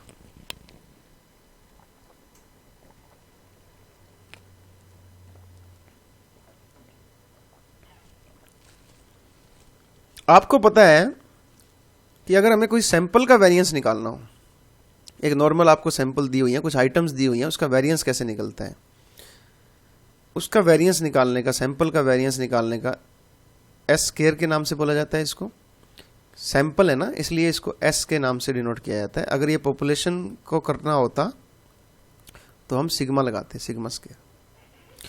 तो आपको पता है कि एस स्क्वायर कैसे निकलेगा, x माइनस एक्स बार, इस सारे का होल स्क्वायर, सबका सिग्मा कर देंगे, ये भी जो आएगा इसको डिवाइड बाय n माइनस 1। और जब भी आप सैंपल लेते हो तो n माइनस 1 नीचे रखना होता है। क्या बता रहा हूं मैं बता रहा हूं कि आपने सैंपल वेरिएंस, आपको पता है कैसे निकलता होता है, x माइनस एक्स बार का होल स्क्वायर, इस सारे का सिग्मा n माइनस 1। क्लियर? यहां तक कोई दिक्कत? आई होप कि यहां तक कोई दिक्कत नहीं है। अब हम क्या कर रहे हैं, हम निकाल रहे हैं फार्मूला। अब देखो, क्योंकि हम 3 सैंपल के साथ डील कर रहे हैं इस क्वेश्चन के अंदर, we are working with 3 sample means, और एक ग्रांड मीन भी है हमारे पास, है ना। ग्रैंड मीन का मतलब x डबल बार, और यहां पे हमारे पास एक सैंपल का मीन, दूसरे सैंपल का मीन और तीसरे सैंपल का मीन है। तो यहां पे हम क्या करेंगे, लेट्स सब्स्टिट्यूट। यहां पे हम क्या कर रहे हैं, 3 सैंपल्स के साथ डील कर रहे हैं। तो ये जो हमारा x1 है, इसको हम x बार के अंदर कन्वर्ट कर देंगे। एंड और जो x बार है उसको हम x डबल बार में कन्वर्ट कर देंगे। और n जो है, n की जगह हम क्या कर देंगे, नंबर ऑफ सैंपल k। देखो क्या हुआ, दोबारा देखिए। थोड़ा सा मैं फार्मूला समझा रहा हूं कि फार्मूला कहां से आया है। देखिए मैं कह रहा हूं कि किसी भी एक सैंपल का अगर आपको वेरिएंस निकालना हो तो हम कैसे निकालते हैं, x माइनस एक्स बार का होल स्क्वायर n माइनस 1 और इसका सिग्मा। क्लियर? ये एक सैंपल का है, एक सैंपल का अगर आपने निकालना हो तो एक सैंपल है आपके पास, कोई भी एक सैंपल उसका निकलता है ये। अब क्योंकि इस क्वेश्चन के अंदर हमारे पास क्या है, हमने क्या किया था, अगर आपको याद हो हमारे पास 3 मेथड थे, उसके अंदर 2 मेथडों के अंदर 5-5 आइटम्स थी और फिर उसके अंदर एक 6 आइटम थी और इनका हमने मीन निकाला था। ये मीन आ गया था x1 x2 और x3। क्लियर? अब राइटर क्या कह रहा है कि आपने, क्योंकि आप ये मान के चल रहे हो कि mean is equal to μ1 is equal to μ2 μ3, तो इस सब का मैंने क्या निकाल लिया था, इस सब को मैंने एक सैंपल मान लिया था। 16 आइटम्स थी, इस सब को मैंने एक सैंपल मान लिया। तो इस सैंपल के अंदर यहाँ 5, 5 और 6 आइटम है और मीन 1, मीन 2 और मीन 3 दिया हुआ है। तो इसको मैंने यहाँ पे एक पर्टिकुलर आइटम मान लिया। तो राइटर कह रहा है कि अब क्योंकि मेरे पास एक पर्टिकुलर 3 सैंपल के साथ मैं काम कर रहा हूं और मेरे पास ग्रांड मीन भी है, तो ये जो 17, 21 और 19 है, ये मेरी क्या बन गई, अब 3 आइटम्स बन गई और इन सब का एक ग्रैंड मीन भी है, वो क्या है 19। तो मैं क्या करूंगा, ये जो मेरा एक सैंपल निकालने का जो फार्मूला है x माइनस एक्स बार का स्क्वायर n माइनस 1, अब मैं इसी को ही एक सैंपल मान लूं पूरे कोई। इसमें 3 आइटम है और मेरे पास यहाँ एक मीन है। तो यहाँ पे क्या होगा, ये जो x है ये क्या बन जाएगा, x बार, और ये जो x बार है ये क्या बन जाएगा, ग्रैंड मीन, इसका होल स्क्वायर, और n जो है उसकी जगह मैं क्या ले लूँगा, नंबर ऑफ सैंपल्स, वो क्या है 3 k माइनस 1 सिग्मा। तो ये बन जाएगा मेरा variance among the sample mean. दोबारा बताता हूं क्या हो रहा है। एक सैंपल का फार्मूला क्या है, x माइनस एक्स बार का whole square n minus 1 sigma. मेरे पास 3 सैंपल हैं,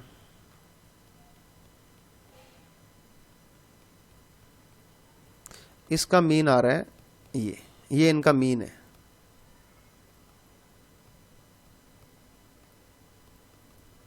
क्लियर? ये इनका मीन है। अब मुझे क्या करना है, इनके बीच में कितना वेरिएंस है वो निकालना है। इनके बीच में ये जो 3 आइटम्स हैं, 3 सैंपल हैं, इनके बीच में कितना वेरिएंस है वो निकालना है। तो उस वेरिएंस को मैं बोलूंगा s स्क्वायर एक्स बार। वेरिएंस निकाल रहा हूं मैं, ये मेरा वेरिएंस है x बार, मतलब मीन के अंदर कितना वेरिएंस है, ये जो मैंने सैंपल के मीन है इनके अंदर कितना वेरिएंस है ये निकालना है। तो मैं यही फार्मूला लगाऊंगा, बट यहां पे मैं ये जो मेरे पास 3 मेथड हैं इनका भी मैंने मीन निकाल लिया, वो आ गया था मेरे पास 19 x डबल बार। तो यहां मेरे को पता है कि एस स्क्वायर निकालने के लिए मीन में से इंडिविजुअल आइटम को निकालना होता है और n माइनस 1 करना होता है। तो मैं यहाँ जब इन तीनों सैंपलों के अंदर से जब मैंने वेरिएंस निकालना है आपस में, तो मेरा जो ग्रैंड मीन है वो इस पर्पज़ के लिए क्या बन जाएगा, मीन बन जाएगा। तो यहाँ इसी फार्मूलों को मैं रिवाइज कर रहा हूँ, sigma x bar minus x bar का स्क्वायर k माइनस 1, यही फार्मूला है।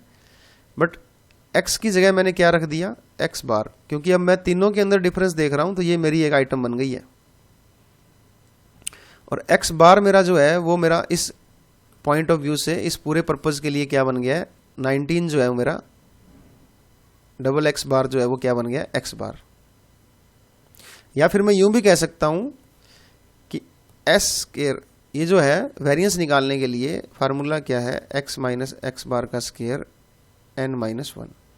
तो जब सैंपलों के बीच में मुझे वेरिएंस निकालना है तो मैं यही फार्मूला लगा दूंगा। यहाँ जो x है वो क्या है मेरी, ये आइटम्स बन गई हैं अब, x बार माइनस ये जो मीन है मेरा, ये क्या है, ग्रैंड मीन है मेरा x बार, और जो n जो है वो मेरा क्या है, नंबर ऑफ सैंपल्स माइनस 1। तो ये फार्मूला बन जाएगा वेरिएंस निकालने के लिए with in the sample, between the sample, s square x. तो हम क्या कर रहे हैं, x की जगह x बार ले रहे हैं और x बार की जगह सिग्मा डबल x बार ले रहे हैं, और n की जगह हम क्या कर देंगे, k कर देंगे। तो हमारा ये क्या बन जाएगा, बिटवीन सैंपल वेरिएंस निकालने का ये फार्मूला बन जाएगा। ये फार्मूला होता है बिटवीन सैंपल वेरिएंस निकालने का। ये आपका सैंपल जो आपने लिया उसका मीन, ये आपका ग्रैंड मीन, और ये नंबर ऑफ सैंपल। ये इसके पीछे की कहानी मैंने आपको बता दी कि क्या कहानी थी। अब हमें standard error of the mean भी निकालना है। आपको पता है standard error of the mean का फार्मूला क्या है, sigma sub x bar is equal to sigma divide by under root n. ये पीछे हमने जो हाइपोथेसिस टेस्टिंग की थी उसमें हमने ये निकाला था। इसको भी हम क्यों निकाल रहे हैं, क्योंकि उसके आगे की कहानी आपको अभी पता लगेगी।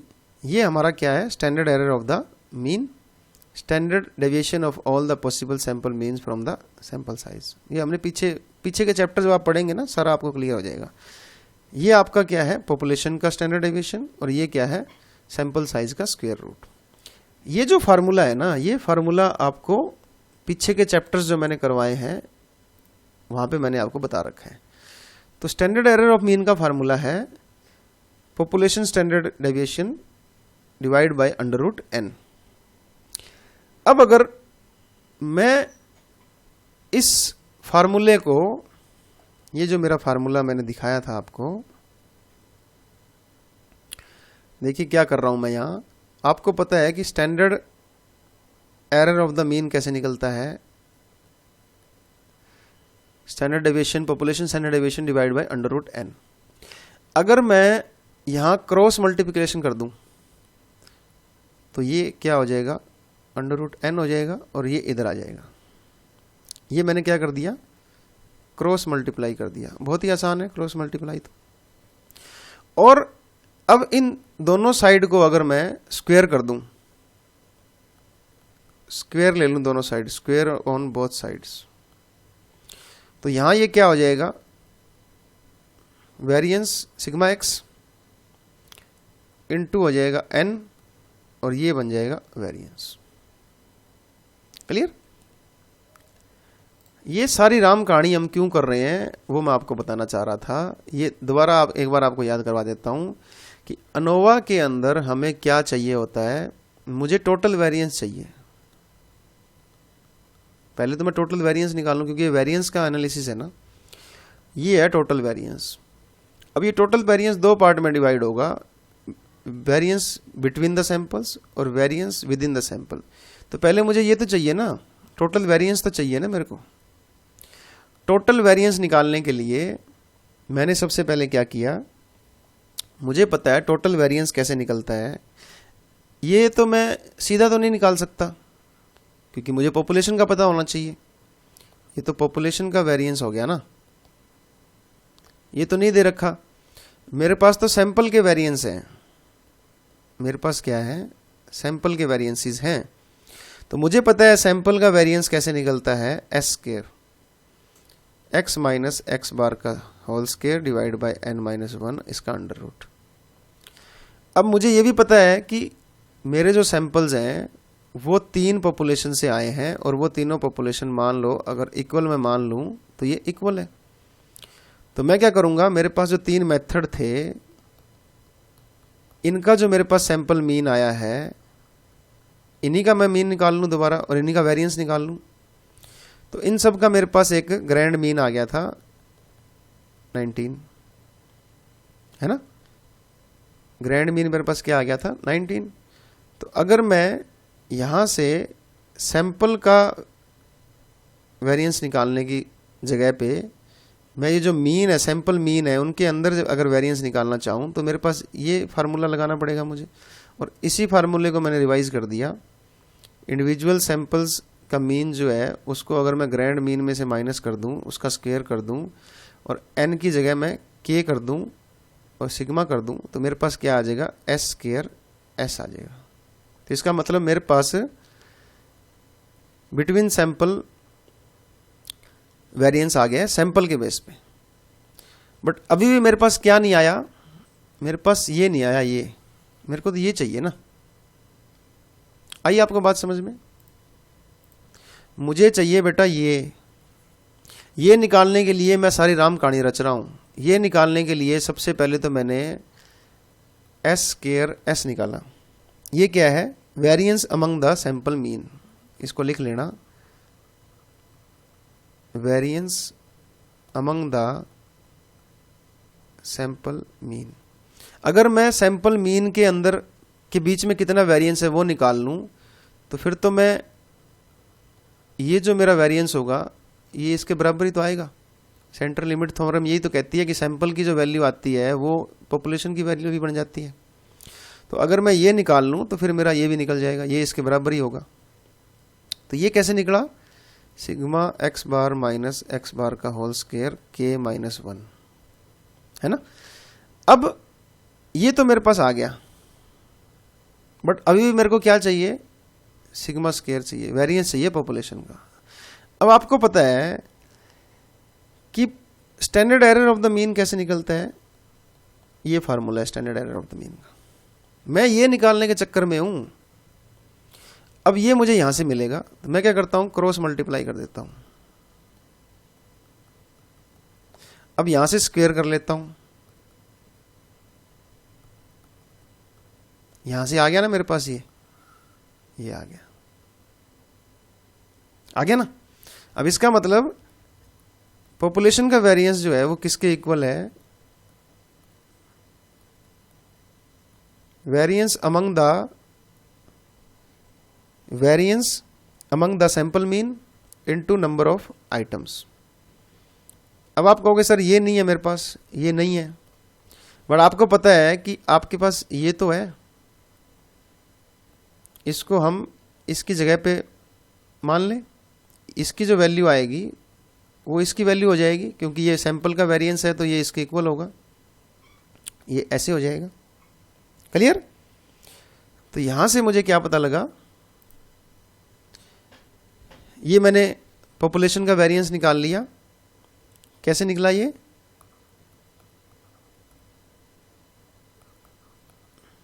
है ना।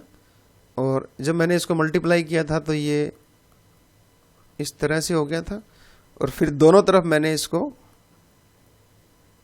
मल्टीप्लाई कर दिया था, स्क्वायर कर दिया था, तो ये ऐसे आ गया था। ये देखो, क्लियर। तो this is called standard error squared और this is the variance among the sample mean. अब पॉपुलेशन का वेरिएंस मेरे पास आ गया है, ये इसका फार्मूला है। अब देखो हमारे पास सारी इंफॉर्मेशन नहीं है जो हमें चाहिए वेरिएंस निकालने के लिए, हमारे पास ये तो है ही नहीं। अब आपको पता लग गया कि ये जो है किसके इक्वल आया, ये आया ना, ये तो नहीं है हमारे पास। बट हमारे पास क्या है, सैंपल के बेस पे जो हमने variance among the sample mean निकाला था वो तो है। तो हम क्या करेंगे, सैंपल मीन के अंदर जो वेरिएंस हमने निकाला था, सैंपल मीन्स के अंदर जो वेरिएंस हमने निकाला था एस स्क्वायर एस, उसको हम यूज कर लेंगे। तो हम क्या कर रहे हैं, इसकी जगह पे ये हमें चाहिए, ये हमारे पास नहीं है, तो हम इसकी जगह पे क्या सब्स्टिट्यूट कर लेंगे, एस स्क्वायर एस।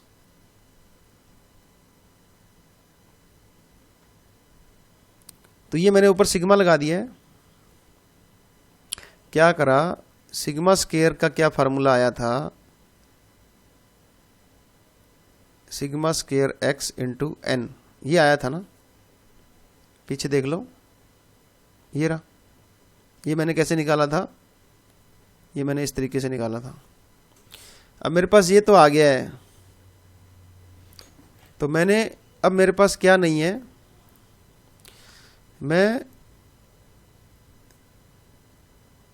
इसकी जगह पे इसको यूज करूंगा, आई विल यूज दिस। तो ये जो मेरा सिग्मा स्केयर मैं निकाल रहा हूँ, वेरिएंस निकाल रहा हूँ, इसके ऊपर मैं हैट लगा रहा हूँ, क्योंकि मैं क्या कर रहा हूँ, सैंपल की जगह पे सैंपल को यूज कर रहा हूँ पॉपुलेशन की जगह। तो ये मैंने यहाँ पे ये यूज ना करने की बजाय एस स्केयर एस लिख दिया, क्योंकि मेरे पास इसकी वैल्यू तो है, इसकी वैल्यू नहीं है। अब ये क्या है, ये अगर आपको याद हो तो ये मैंने निकाला था ना, एस स्केयर एक्स बार मैंने निकाला था, x bar minus x bar का होल स्केयर के माइनस 1, और अगर मैं इसको n से गुणा कर दूं, सिग्मा लग जाएगा, तो ये n से गुणा किया तो n यहाँ आ गया। तो ये फार्मूला होता है बिटवीन सैंपल वेरिएंस निकालने का। देखो क्या किया हमने, दोबारा फिर बता रहा हूं बेटा, कोई जल्दी नहीं है, हमें टोटल वेरिएंस चाहिए। टोटल वेरिएंस दो पार्ट में डिवाइड होता है, टोटल वेरिएंस दो पार्ट में डिवाइड होता है, बिटवीन वेरिएंस और विद इन वेरिएंस। तो बिटवीन वेरिएंस निकालने के लिए, बिटवीन वेरिएंस निकालने के लिए मुझे फार्मूला चाहिए कोई ना कोई, मुझे आता नहीं है निकालना। क्लियर? तो मैं क्या कर रहा हूं, सबसे पहले मुझे पता है कि वेरिएंस कैसे निकलता है, x माइनस एक्स बार का whole square sigma n minus 1। और सैंपल के बीच में अगर मुझे वेरिएंस निकालना हो, ये निकालना हो मुझे, एस स्केयर एस निकालना हो, तो मुझे फार्मूला, इसी फार्मूले को मुझे रिवाइज करना पड़ेगा, k माइनस 1 हो जाएगा, sigma x bar minus x bar का होल स्केयर हो जाएगा। अब आगे मुझे पता लगा कि ये जो मेरा स्टैंडर्ड बार होता है, स्टैंडर्ड डेविएशन होता है, वो ऐसे निकलता है। इसको मैंने क्रॉस मल्टीप्लाई कर दिया, ये कर दिया, वो कर दिया, तो ये मेरा आ गया ये। अब ये मेरे पास है नहीं, अब इसकी जगह पे मैं किसको यूज करूंगा, इसको यूज करूंगा। तो ये जो मेरा बनेगा, ये मेरा बन गया वेरिएंस बिटवीन द सैंपल्स। तो इसका फार्मूला अल्टीमेटली क्या बना, सिग्मा n, ये n से मैंने मल्टीप्लाई किया यहाँ, x bar minus x bar का होल स्केयर n माइनस 1 की जगह k माइनस 1 हो जाएगा। क्लियर? दोबारा देख लेना, दोबारा सीख लेना। अब सवाल ये आता है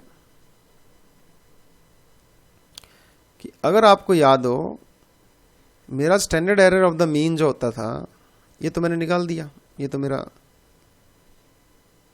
पॉपुलेशन वेरिएंस निकालने के लिए मैंने ये यूज कर दिया। क्लियर? अब स्टैंडर्ड एरर ऑफ मीन का ये फार्मूला होता है। अब इस इक्वेशन को मैं यूज करूंगा ना जब यहां, तो मुझे थोड़ी सी दिक्कत आ रही है कि मैं n कौन सा लूं, क्योंकि मेरे पास तो n अलग अलग है, 5, 5 और 6 साइज है मेरे पास तो। But which sample size we should use, कौन सा सैंपल साइज यूज करूं मैं यहां, when different samples have different sizes। तो हम क्या करेंगे, यहां पे एक अलग इक्वेशन बनाएंगे जहां पे हम हर एक सैंपल को उसके पर्टिकुलर सैंपल साइज के हिसाब से हम उसको लेके चलेंगे। क्या करेंगे,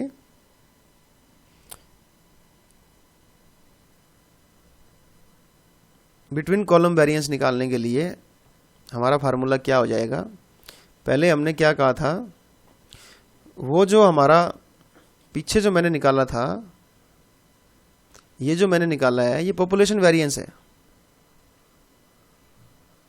ये पॉपुलेशन वेरिएंस मैंने निकाल दिया है। ये आ गया मेरा पॉपुलेशन वेरिएंस। अब मुझे बिटवीन पॉपुलेशन वेरिएंस निकालना है, बिटवीन कॉलम सैंपल वेरिएंस। तो उसके लिए मैं क्या करूँगा, इंडिविजुअल सैंपल साइज के हिसाब से कितना उसका सैंपल साइज है उसको लेकर के मैं चलूँगा। तो यहाँ मैंने x बार के साथ j लगा दिया है, j, और n के साथ भी मैंने j लगा दिया है। तो ये n क्या है, number of items in the sample, एक पर्टिकुलर आइटम निकलेगी उसका, और ये कौन से सैंपल का मीन है। तो 3 मेरे पास अलग अलग सैंपल मीन है, मुझे तीनों का अलग अलग निकालना पड़ेगा और फिर नंबर ऑफ आइटम से उनको अलग अलग मल्टीप्लाई करना पड़ेगा और फिर उन सबका सिग्मा करना पड़ेगा। दोबारा देख लो क्या कहना चाह रहा हूं मैं कह रहा हूं कि मुझे बिटवीन सैंपल वेरिएंस निकालना है। फार्मूला क्या निकल करके आया, sigma x bar minus x bar का whole square into n k minus 1। k क्या है, number of sample, number of samples 3 है यहाँ पे।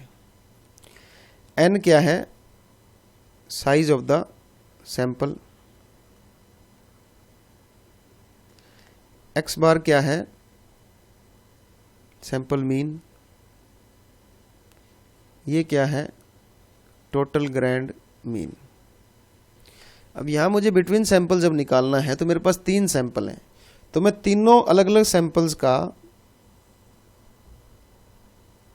ये सारा कुछ निकाल लूँगा। तो मैं इसको कैसे रिवाइज कर रहा हूँ, अब सिग्मा एन जे का क्या मतलब है, जेथ सैंपल, कौन सा सैंपल है, उस जिस सैंपल को आप ले रहे हो उसके अंदर कितनी आइटम्स हैं। x बार जे का मतलब कि जिस सैंपल को आप ले रहे हो उसका मीन कितना है और उसको टोटल मीन में से माइनस कर दिया, k माइनस 1 कर दिया। तो ये जिस सैंपल को आप ले रहे हो उसका मीन और जिस सैंपल को आप ले रहे हो उसके अंदर कितनी आइटम्स हैं। तो मेरे पास 3 सैंपल हैं, मुझे इन तीनों सैंपलों का ये अलग अलग निकालना पड़ेगा और फिर इन तीनों का सिग्मा करना पड़ेगा। करके देखें, इससे आपको बिटवीन सैंपल वेरिएंस मिल जाएगा, बिटवीन कॉलम वेरिएंस। ये हमारा आ गया है फार्मूला। ये हमारा क्या है, between sample variance, between column variance इसको बोल देते हैं। एन जे क्या है, साइज ऑफ द सैंपल, कितनी आइटम है आपके एक सैंपल में। एक्स बार सब जे क्या है, जिस सैंपल को आपने लिया है उसका मीन क्या है। X double bar grand mean क्या है और के क्या है, नंबर ऑफ सैंपल। ये फार्मूला आपका फाइनल बनता है बिटवीन कॉलम वेरिएंस निकालने के लिए। Sigma x bar minus x bar का होल स्क्वायर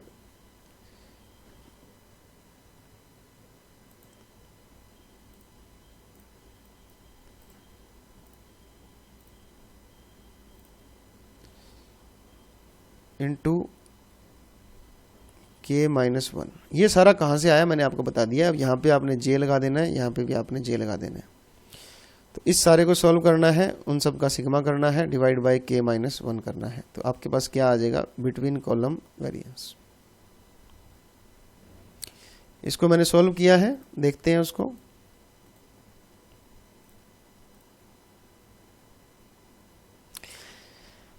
ये आपका नंबर ऑफ आइटम्स हैं, x बार है, x double bar whole bar है।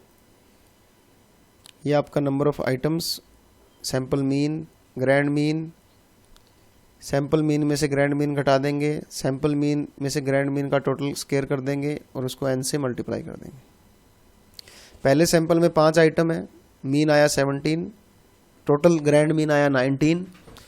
तो सैंपल मीन में से ग्रैंड मीन घटा देंगे, पहले सैंपल में से -2 आया, इसका स्क्वायर कर देंगे ताकि ये माइनस से हट जाए 4, और इसको मल्टीप्लाई कर देंगे n से, ये आ जाएगा 20।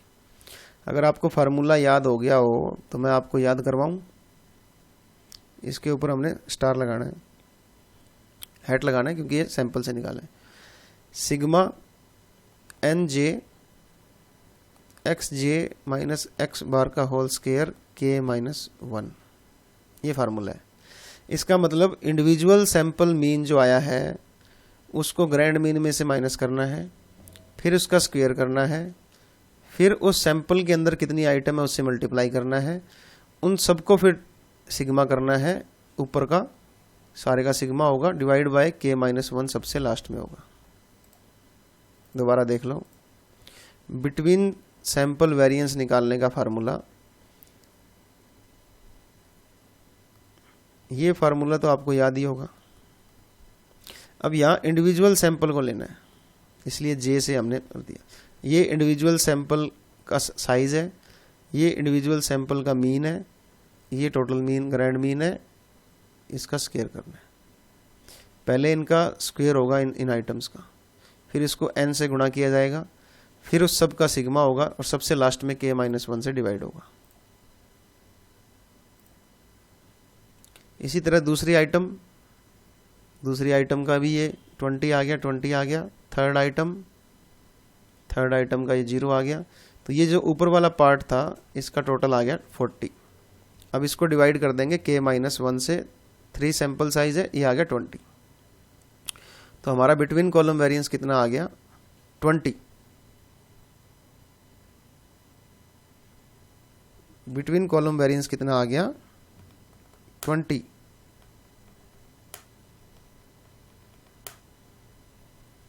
अब मैं निकालूंगा with in column variance. With in column variance तो बहुत ही आसान है। जो मेरे 3 मेथड हैं, मुझे इन तीनों के अंदर कितना वेरिएंस है वो निकालना है। उनका अलग अलग वेरिएंस मैं निकाल लूंगा और फिर उनको मैं टोटल कर दूंगा। आपको पता है कि सैंपल का वेरिएंस कैसे निकलता है, x माइनस एक्स बार का होल स्क्वायर n माइनस 1, उसका सिग्मा करके। अब यहां क्योंकि हमने यहाँ पे ये माना है कि वेरिएंस जो है हमारे पॉपुलेशन का, एक एजम्पशन हम लेके चले थे कि वेरिएंस जो है हमारी 3 पॉपुलेशन का इक्वल होता है, तो हम कोई सा भी वेरिएंस ले सकते हैं। सैंपल 1 का वेरिएंस ले लो या सैंपल 2 का ले लो या सैंपल 3 का ले लो, कोई फ़र्क तो पड़ने वाला है नहीं। बट क्योंकि हमारा सैंपल साइज भी अलग अलग है और हम ये मान के नहीं चलेंगे, तो हम क्या करेंगे, पॉपुलेशन वेरिएंस का बेटर एस्टिमेट लेने के लिए हम वेटेड एवरेज ले लेंगे इन तीनों सैंपल वेरिएंस का। तो हमारे पास सेकंड एस्टिमेट आ जाएगा विद इन कॉलम वेरिएंस। क्या आ जाएगा, ये बहुत ही आसान है। ये हमने क्या किया है, वेटेड एवरेज ले लिया है। वेटेड एवरेज, तो ये क्या है, वेटेड एवरेज हमने with in the column variance निकालने के लिए ये फार्मूला लगाया। ये फार्मूला क्या कहता है, देखो बहुत ही आसान है ये फार्मूला, आपको मुश्किल लग रहा होगा। हमने क्या करना है, बिटवीन कॉलम वेरिएंस निकालना है। ऊपर हैट लगाया है मैंने क्योंकि हम सैंपल के बेस पे ले रहे हैं। N j minus 1 divide by n t minus k into जो वेरिएंस आया है सैंपल का, इन सब का टोटल कर देंगे। ये क्या है, ये है एक सैंपल का वेरिएंस कितना है। हमारे पास 3 सैंपल हैं, तो हमने तीनों सैंपल के वेरिएंस ले लेने हैं। ये आ गया एक सैंपल का वेरिएंस। अब हमने क्या करना है, इन तीनों सैंपल के वेरिएंस को, ये पहले सैंपल का वेरिएंस, ये दूसरे सैंपल का वेरिएंस, ये तीसरे सैंपल का वेरिएंस, ऐसे आएगा। इनको इंडिविजुअली वेटेड एवरेज निकालना है। तो नंबर ऑफ आइटम्स कितनी है एक सैंपल के अंदर, नंबर ऑफ आइटम्स एक सैंपल के अंदर कितनी है, -1 कर देंगे एक डिग्री ऑफ फ्रीडम निकालने के लिए। और एन टी माइनस के, टोटल नंबर ऑफ आइटम्स कितनी है और सैंपल कितने हैं। तो पहला जो मेरा पॉपुलेशन होगा उसका जो वेरिएंस आएगा, सैंपल का जो वेरिएंस आएगा, उसको मैंने उस सैंपल के अंदर कितनी आइटम है उससे 1 माइनस करना है। टोटल आइटम कितनी है उसमें से सैंपल का साइज कितना है वो माइनस करना है। के क्या है, total number of sample.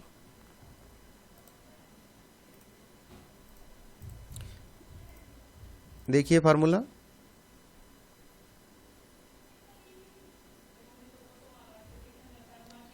N j क्या है, एन जे क्या है, n j number of the size of the sample,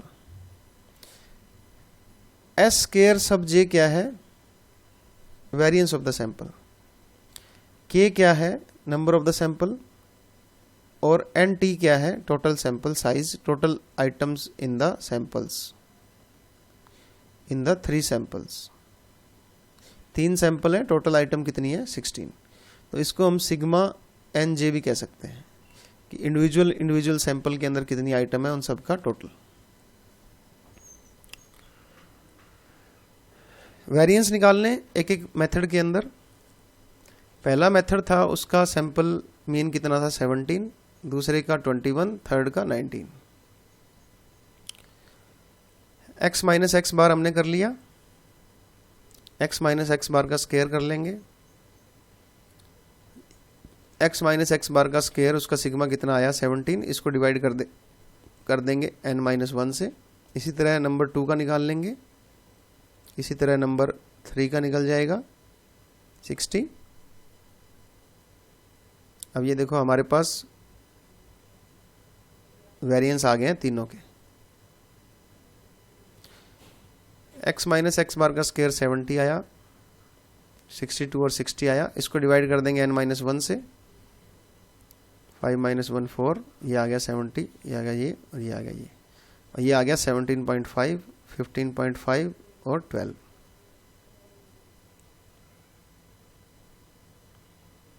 ये कितना आ गया 12। तो मेरे पास इंडिविजुअल सैंपल वेरिएंस आ गए हैं। अब मैं इनको क्या करूंगा, इन इंडिविजुअल सैंपल्स को वेटेड एवरेज निकाल लूंगा इन तीनों के अंदर से। वो कैसे निकलेगी, n j minus 1, n t minus k और एस स्क्वायर जे। बहुत ही सिंपल है, वेटेड एवरेज है, ये फार्मूला आ गया है। तो पहले फार्मूले में नंबर ऑफ आइटम्स थी 5, 5 माइनस 1 4 हो जाएगा, टोटल आइटम कितनी है 16, 16 माइनस 3 हो जाएगा 13। तो दूसरे में भी यूं ही होगा, 4/13 इंटू 15.5, और यहाँ 5/13 हो जाएगा क्योंकि सैंपल साइज था 6, 6 माइनस 1 डिवाइड बाय 13। तो ये मेरा आ गया 14.769। तो अभी तक हमने क्या किया है, अभी तक हमें पता है कि वेरिएंस को 2 पार्ट में डिवाइड किया है, बिटवीन वेरिएंस और within variance, between variance और within variance. Between variance कैसे निकाला है मैंने, सैंपल्स के बीच में कितना डिफरेंस है। तो इंडिविजुअल सैंपल को लिया माइनस ओवरऑल सैंपल को लिया, k माइनस 1 कर दिया और इधर एन जे कर दिया, ये आ गया बिटवीन वेरिएंस। ये विद इन वेरिएंस निकालना है, तो विद इन वेरिएंस का ये फार्मूला हो गया, और इसको इंडिविजुअल आइटम्स के साथ n j minus 1, n t minus k कर दिया, और इस सब का आपने सिग्मा कर दिया। ये आपका क्या आ जाएगा, विदविन, ये बिटवीन और ये विद इन। अब मुझे एफ डिस्ट्रीब्यूशन लगाना है, एफ स्टैटिस्टिक्स लगाना है, इसमें मुझे इनको डिवाइड करना है। अगर ये बहुत ज़्यादा आता है, मोर देन 1 आता है, तो फिर मैं उसको टेबल में चेक करूँगा और फिर वहाँ से हमें इसको सॉल्व करना है। क्लियर। तो ये मेरे पास आ गया 14.769 second estimate of the population variance based on the variances with in the samples. अब आ गया एफ हाइपोथेसिस टेस्ट, जिसमें हमने एफ स्टैटिस्टिक्स को कंप्यूट करना है और इंटरप्रेट करना है। स्टेप 3 के अंदर हमें क्या करना होता है, इन दोनों वेरिएंसेस को जो हमने निकाले हैं इनको कंपेयर करना होता है, इसका रेशो निकालना होता है, जिसको हम बोलते हैं एफ। एफ कैसे निकलता है, variance among the sample mean divide by variance between the sample mean. पहला जो हमने निकाला था ये, इसको डिवाइड करेंगे विद इन से। तो अगर हमारा हाइपोथेसिस ट्रू होगा, नल हाइपोथेसिस, तो ये इक्वल टू 1 आना चाहिए, और ये जितना ज़्यादा आएगा 1 से उतने ही ज़्यादा चांसेस होंगे कि आपकी नल हाइपोथेसिस रिजेक्ट होने वाली है, क्योंकि इनमें डिफरेंस बहुत ज़्यादा है। अगर हम शॉर्ट हैंड लगा दें न्यूमरेटर और डिनोमिनेटर के लिए तो ये इक्वेशन क्या बन जाएगी, बिटवीन कॉलम वेरिएंस और विद इन कॉलम वेरिएंस। ये जो मैं आपको पहले ही बता चुका हूँ, sigma hat square b sigma hat square sub डब्ल्यू। ये जब हमने निकाल के देखी तो ये हमारी 20 आई थी और विद इन वेरिएंस 14.769 आई थी, तो ये आ गया 1.354। अब क्या ये सिग्निफिकेंट है या नहीं, क्या इसको रिजेक्ट करें एक्सेप्ट करें, उसके लिए हमें क्या करना पड़ेगा, आपको एफ डिस्ट्रीब्यूशन के अंदर जा करके टेबल में वैल्यू देखनी पड़ेगी। एफ रेशियो हमारा ये आ गया। अब इसको इंटरप्रेट कैसे करें, अगर हम इंटरप्रेट करें तो अगर डिनोमिनेटर की बात करें तो डिनोमिनेटर जो है वो भी पॉपुलेशन वेरिएंस का अच्छा एस्टिमेटर है, चाहे नल हाइपोथेसिस ट्रू हो चाहे नहीं हो। इसी तरह न्यूमरेटर जो है, न्यूमरेटर भी एक अच्छा एस्टिमेटर है, क्योंकि हम ये मान के चले हैं कि पॉपुलेशन वेरिएंस, पॉपुलेशन के जो मीन है वो इक्वल हैं। जब आपने ये मान लिया कि ये इक्वल है तो फिर चाहे आप बिटवीन वेरिएंस देखो या विद इन वेरिएंस देखो, ये दोनों ही अच्छे एस्टिमेटर हैं पॉपुलेशन वेरिएंस के, ये दोनों ही एकदम अच्छा रिजल्ट देंगे।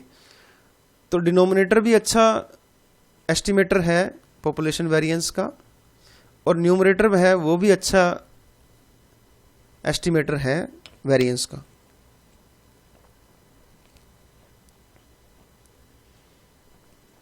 तो अगर दोनों ही अच्छे एस्टिमेटर हैं तो दोनों ही हमेशा इक्वल आने चाहिए। अगर नल हाइपोथेसिस ट्रू है तो बिटवीन और विद इन दोनों ही 1 होने चाहिए, इसका मतलब 1/1 = 1, दोनों ही इक्वल होने चाहिए। अगर ये ऊपर वाला 20 आता है तो नीचे वाला भी 20 आना चाहिए, क्योंकि ऊपर वाला भी अच्छा एस्टिमेटर था, नीचे वाला भी अच्छा एस्टिमेटर था। बट ऐसा नहीं होता, जितना ये 1 के नज़दीक आएगा उतना ही ज़्यादा हम इसको एक्सेप्ट करेंगे नल हाइपोथेसिस को, और जितना ये 1 से ज़्यादा बढ़ता चला जाएगा उतना ही हम रिजेक्ट करेंगे नल हाइपोथेसिस को कि ये हमारा जो मीन है पॉपुलेशन का वो इक्वल नहीं है। लॉजिक क्या है एफ स्टैटिस्टिक्स के पीछे, ये जो एफ स्टैटिस्टिक्स हम यूज कर रहे हैं इसके पीछे लॉजिक क्या है। जब पॉपुलेशन आपकी सेम नहीं होती तो बिटवीन कॉलम वेरिएंस जो है वो ज़्यादा होता है विद इन कॉलम वेरिएंस, और एफ की वैल्यू जो है वो ज़्यादा आती है।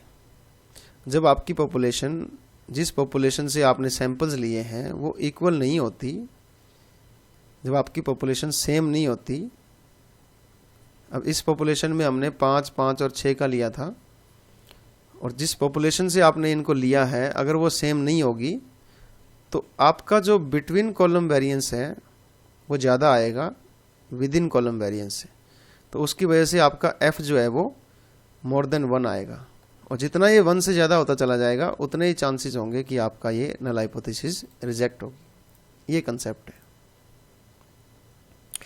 एफ डिस्ट्रीब्यूशन क्या है, अगर नल हाइपोथेसिस ट्रू है तो एफ स्टैटिस्टिक्स का एक सैम्पलिंग डिस्ट्रीब्यूशन बनता है, जिस तरह से हमने पीछे सैम्पलिंग डिस्ट्रीब्यूशन किए हैं,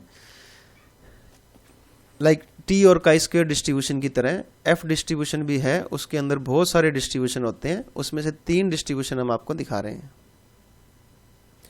और हर एक डिस्ट्रीब्यूशन को अगर आपने देखना हो तो pair of degree of freedom देखा जाता है। डिग्री ऑफ फ्रीडम जोड़े में देखी जाती है एफ टेस्ट के अंदर।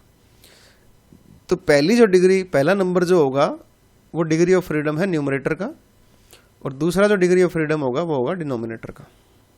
तो ये ऐसे है ना, इसकी डिग्री ऑफ फ्रीडम और इसकी डिग्री ऑफ फ्रीडम। ये देखिए आप, ये आपको पहला दिखाई दे रहा है एफ डिस्ट्रीब्यूशन पहला, इसमें 2 और 1 डिग्री ऑफ फ्रीडम है। तो 2 जो है वो न्यूमरेटर की और 1 जो है वो डिनोमिनेटर की, और जो आप डिग्री ऑफ फ्रीडम बढ़ाते चले जाओगे, सैंपल साइज बढ़ाते चले जाओगे, ये थोड़ा थोड़ा आपका नॉर्मल होता चला जाएगा। यहाँ पे ये 5-5 पे है और यहाँ 25-25 पे है न्यूमरेटर और डिनोमिनेटर का सैंपल साइज। एफ डिस्ट्रीब्यूशन का एक सिंगल मोड होता है। अब एफ डिस्ट्रीब्यूशन की शेप कैसी होगी ये इस बात पर डिपेंड करता है कि number of degree of freedom कितनी है न्यूमरेटर में और डिनोमिनेटर में। ये तो बहुत ही सिंपल सी बात है। जनरली क्या होता है, एफ डिस्ट्रीब्यूशन राइट की तरफ झुका हुआ होता है, इस तरह से मिलेगा आपको, पर ज्यों ज्यों आप सैंपल साइज बढ़ाते चले जाओगे ये नॉर्मल होता चला जाएगा। ये पीछे के पॉइंट है जो पीछे के चैप्टरों में भी हमने कर रखे हैं। डिग्री ऑफ फ्रीडम कैसे निकालें न्यूमरेटर और डिनोमिनेटर में। जब आपने एफ डिस्ट्रीब्यूशन को देखना है तो न्यूमरेटर और डिनोमिनेटर में देखो कैसे करेंगे। तो ये आपका एफ स्टैटिस्टिक्स ये था। यहाँ देखो बिटवीन कॉलम देख रहे हैं आप, बिटवीन सैंपल, सैंपल के बीच में।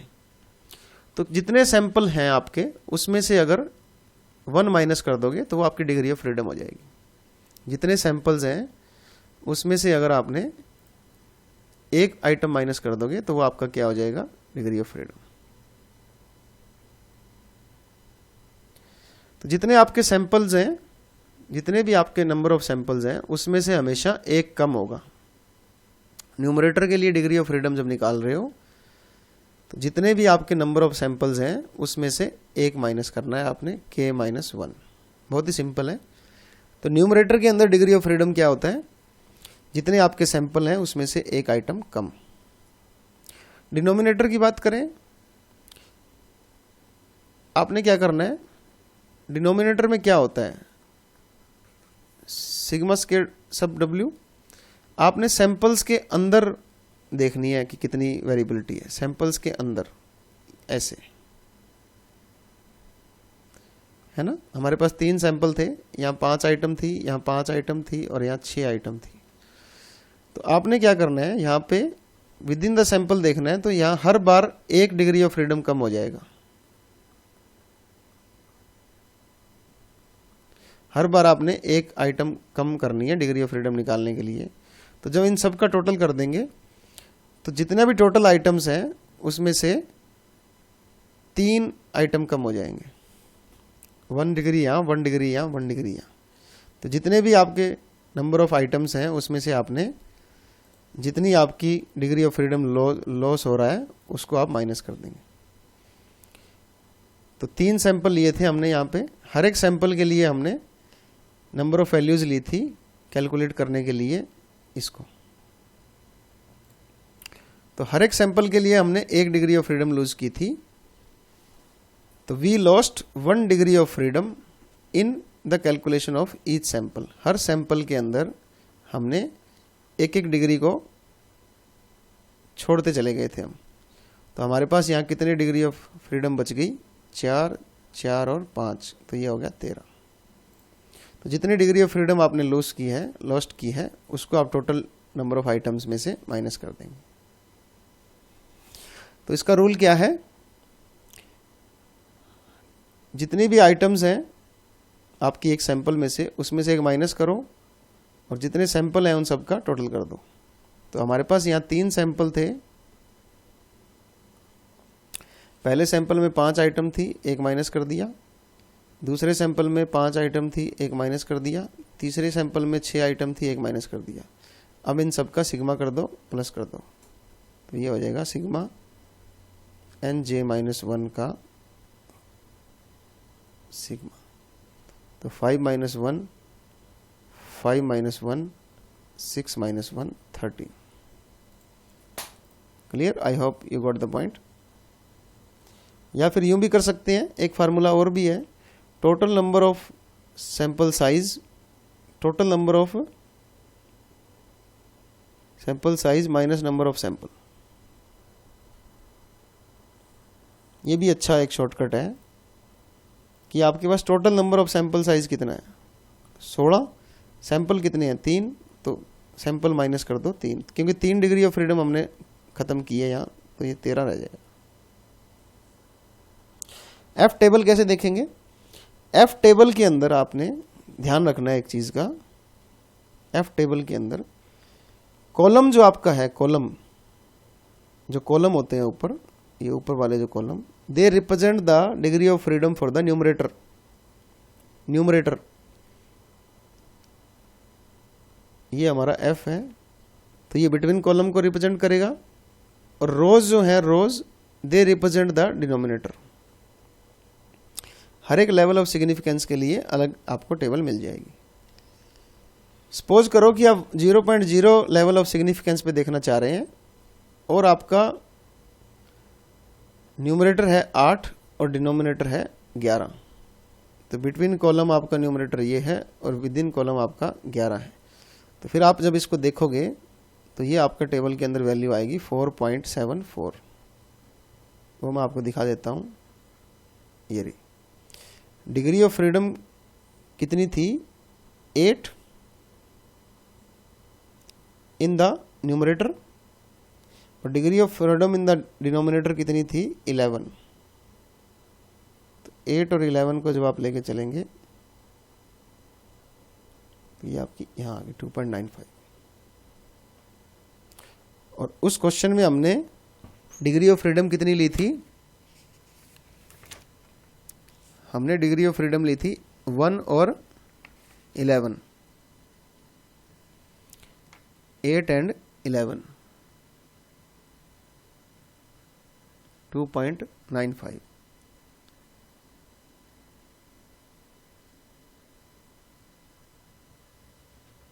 क्लियर।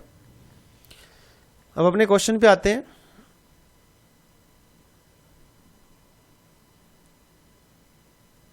हाइपोथेसिस हमने क्या ली थी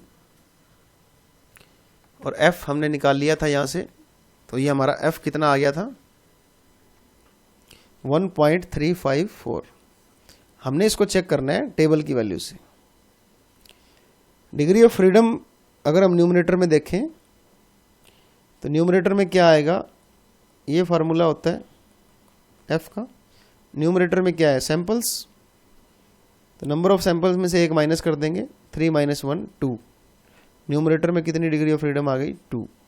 डिनोमिनेटर में मैंने आपको बताया था total number of sample size minus number of samples 13 and t - k। अब 0.05 लेवल ऑफ सिग्निफिकेंस पे आपने चेक करना है कि क्या तीनों ट्रेनिंग मेथड में कोई फ़र्क है या नहीं। तो हम 2 डिग्री ऑफ फ्रीडम को न्यूमरेटर में देखेंगे और 13 डिग्री ऑफ फ्रीडम को डिनोमिनेटर में देखेंगे, और वैल्यू कितनी आई हमारी 3.81। देखिए दोबारा देख रहे हैं हम, डिग्री ऑफ फ्रीडम आपकी कितनी थी, न्यूमरेटर में 2 और डिनोमिनेटर में आपकी डिग्री ऑफ फ्रीडम थी 13।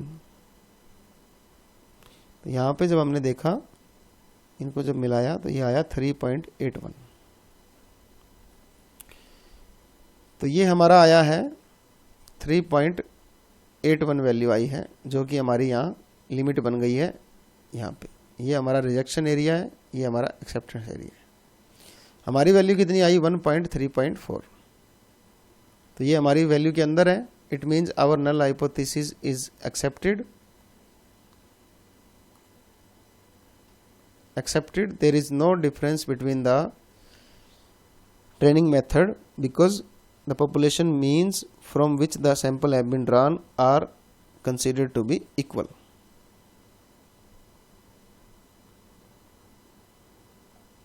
We accept the null hypothesis because हमारी जो वैल्यू आई है वो रिजेक्शन एरिया से इधर एक्सेप्टेंस रीजन में आई है।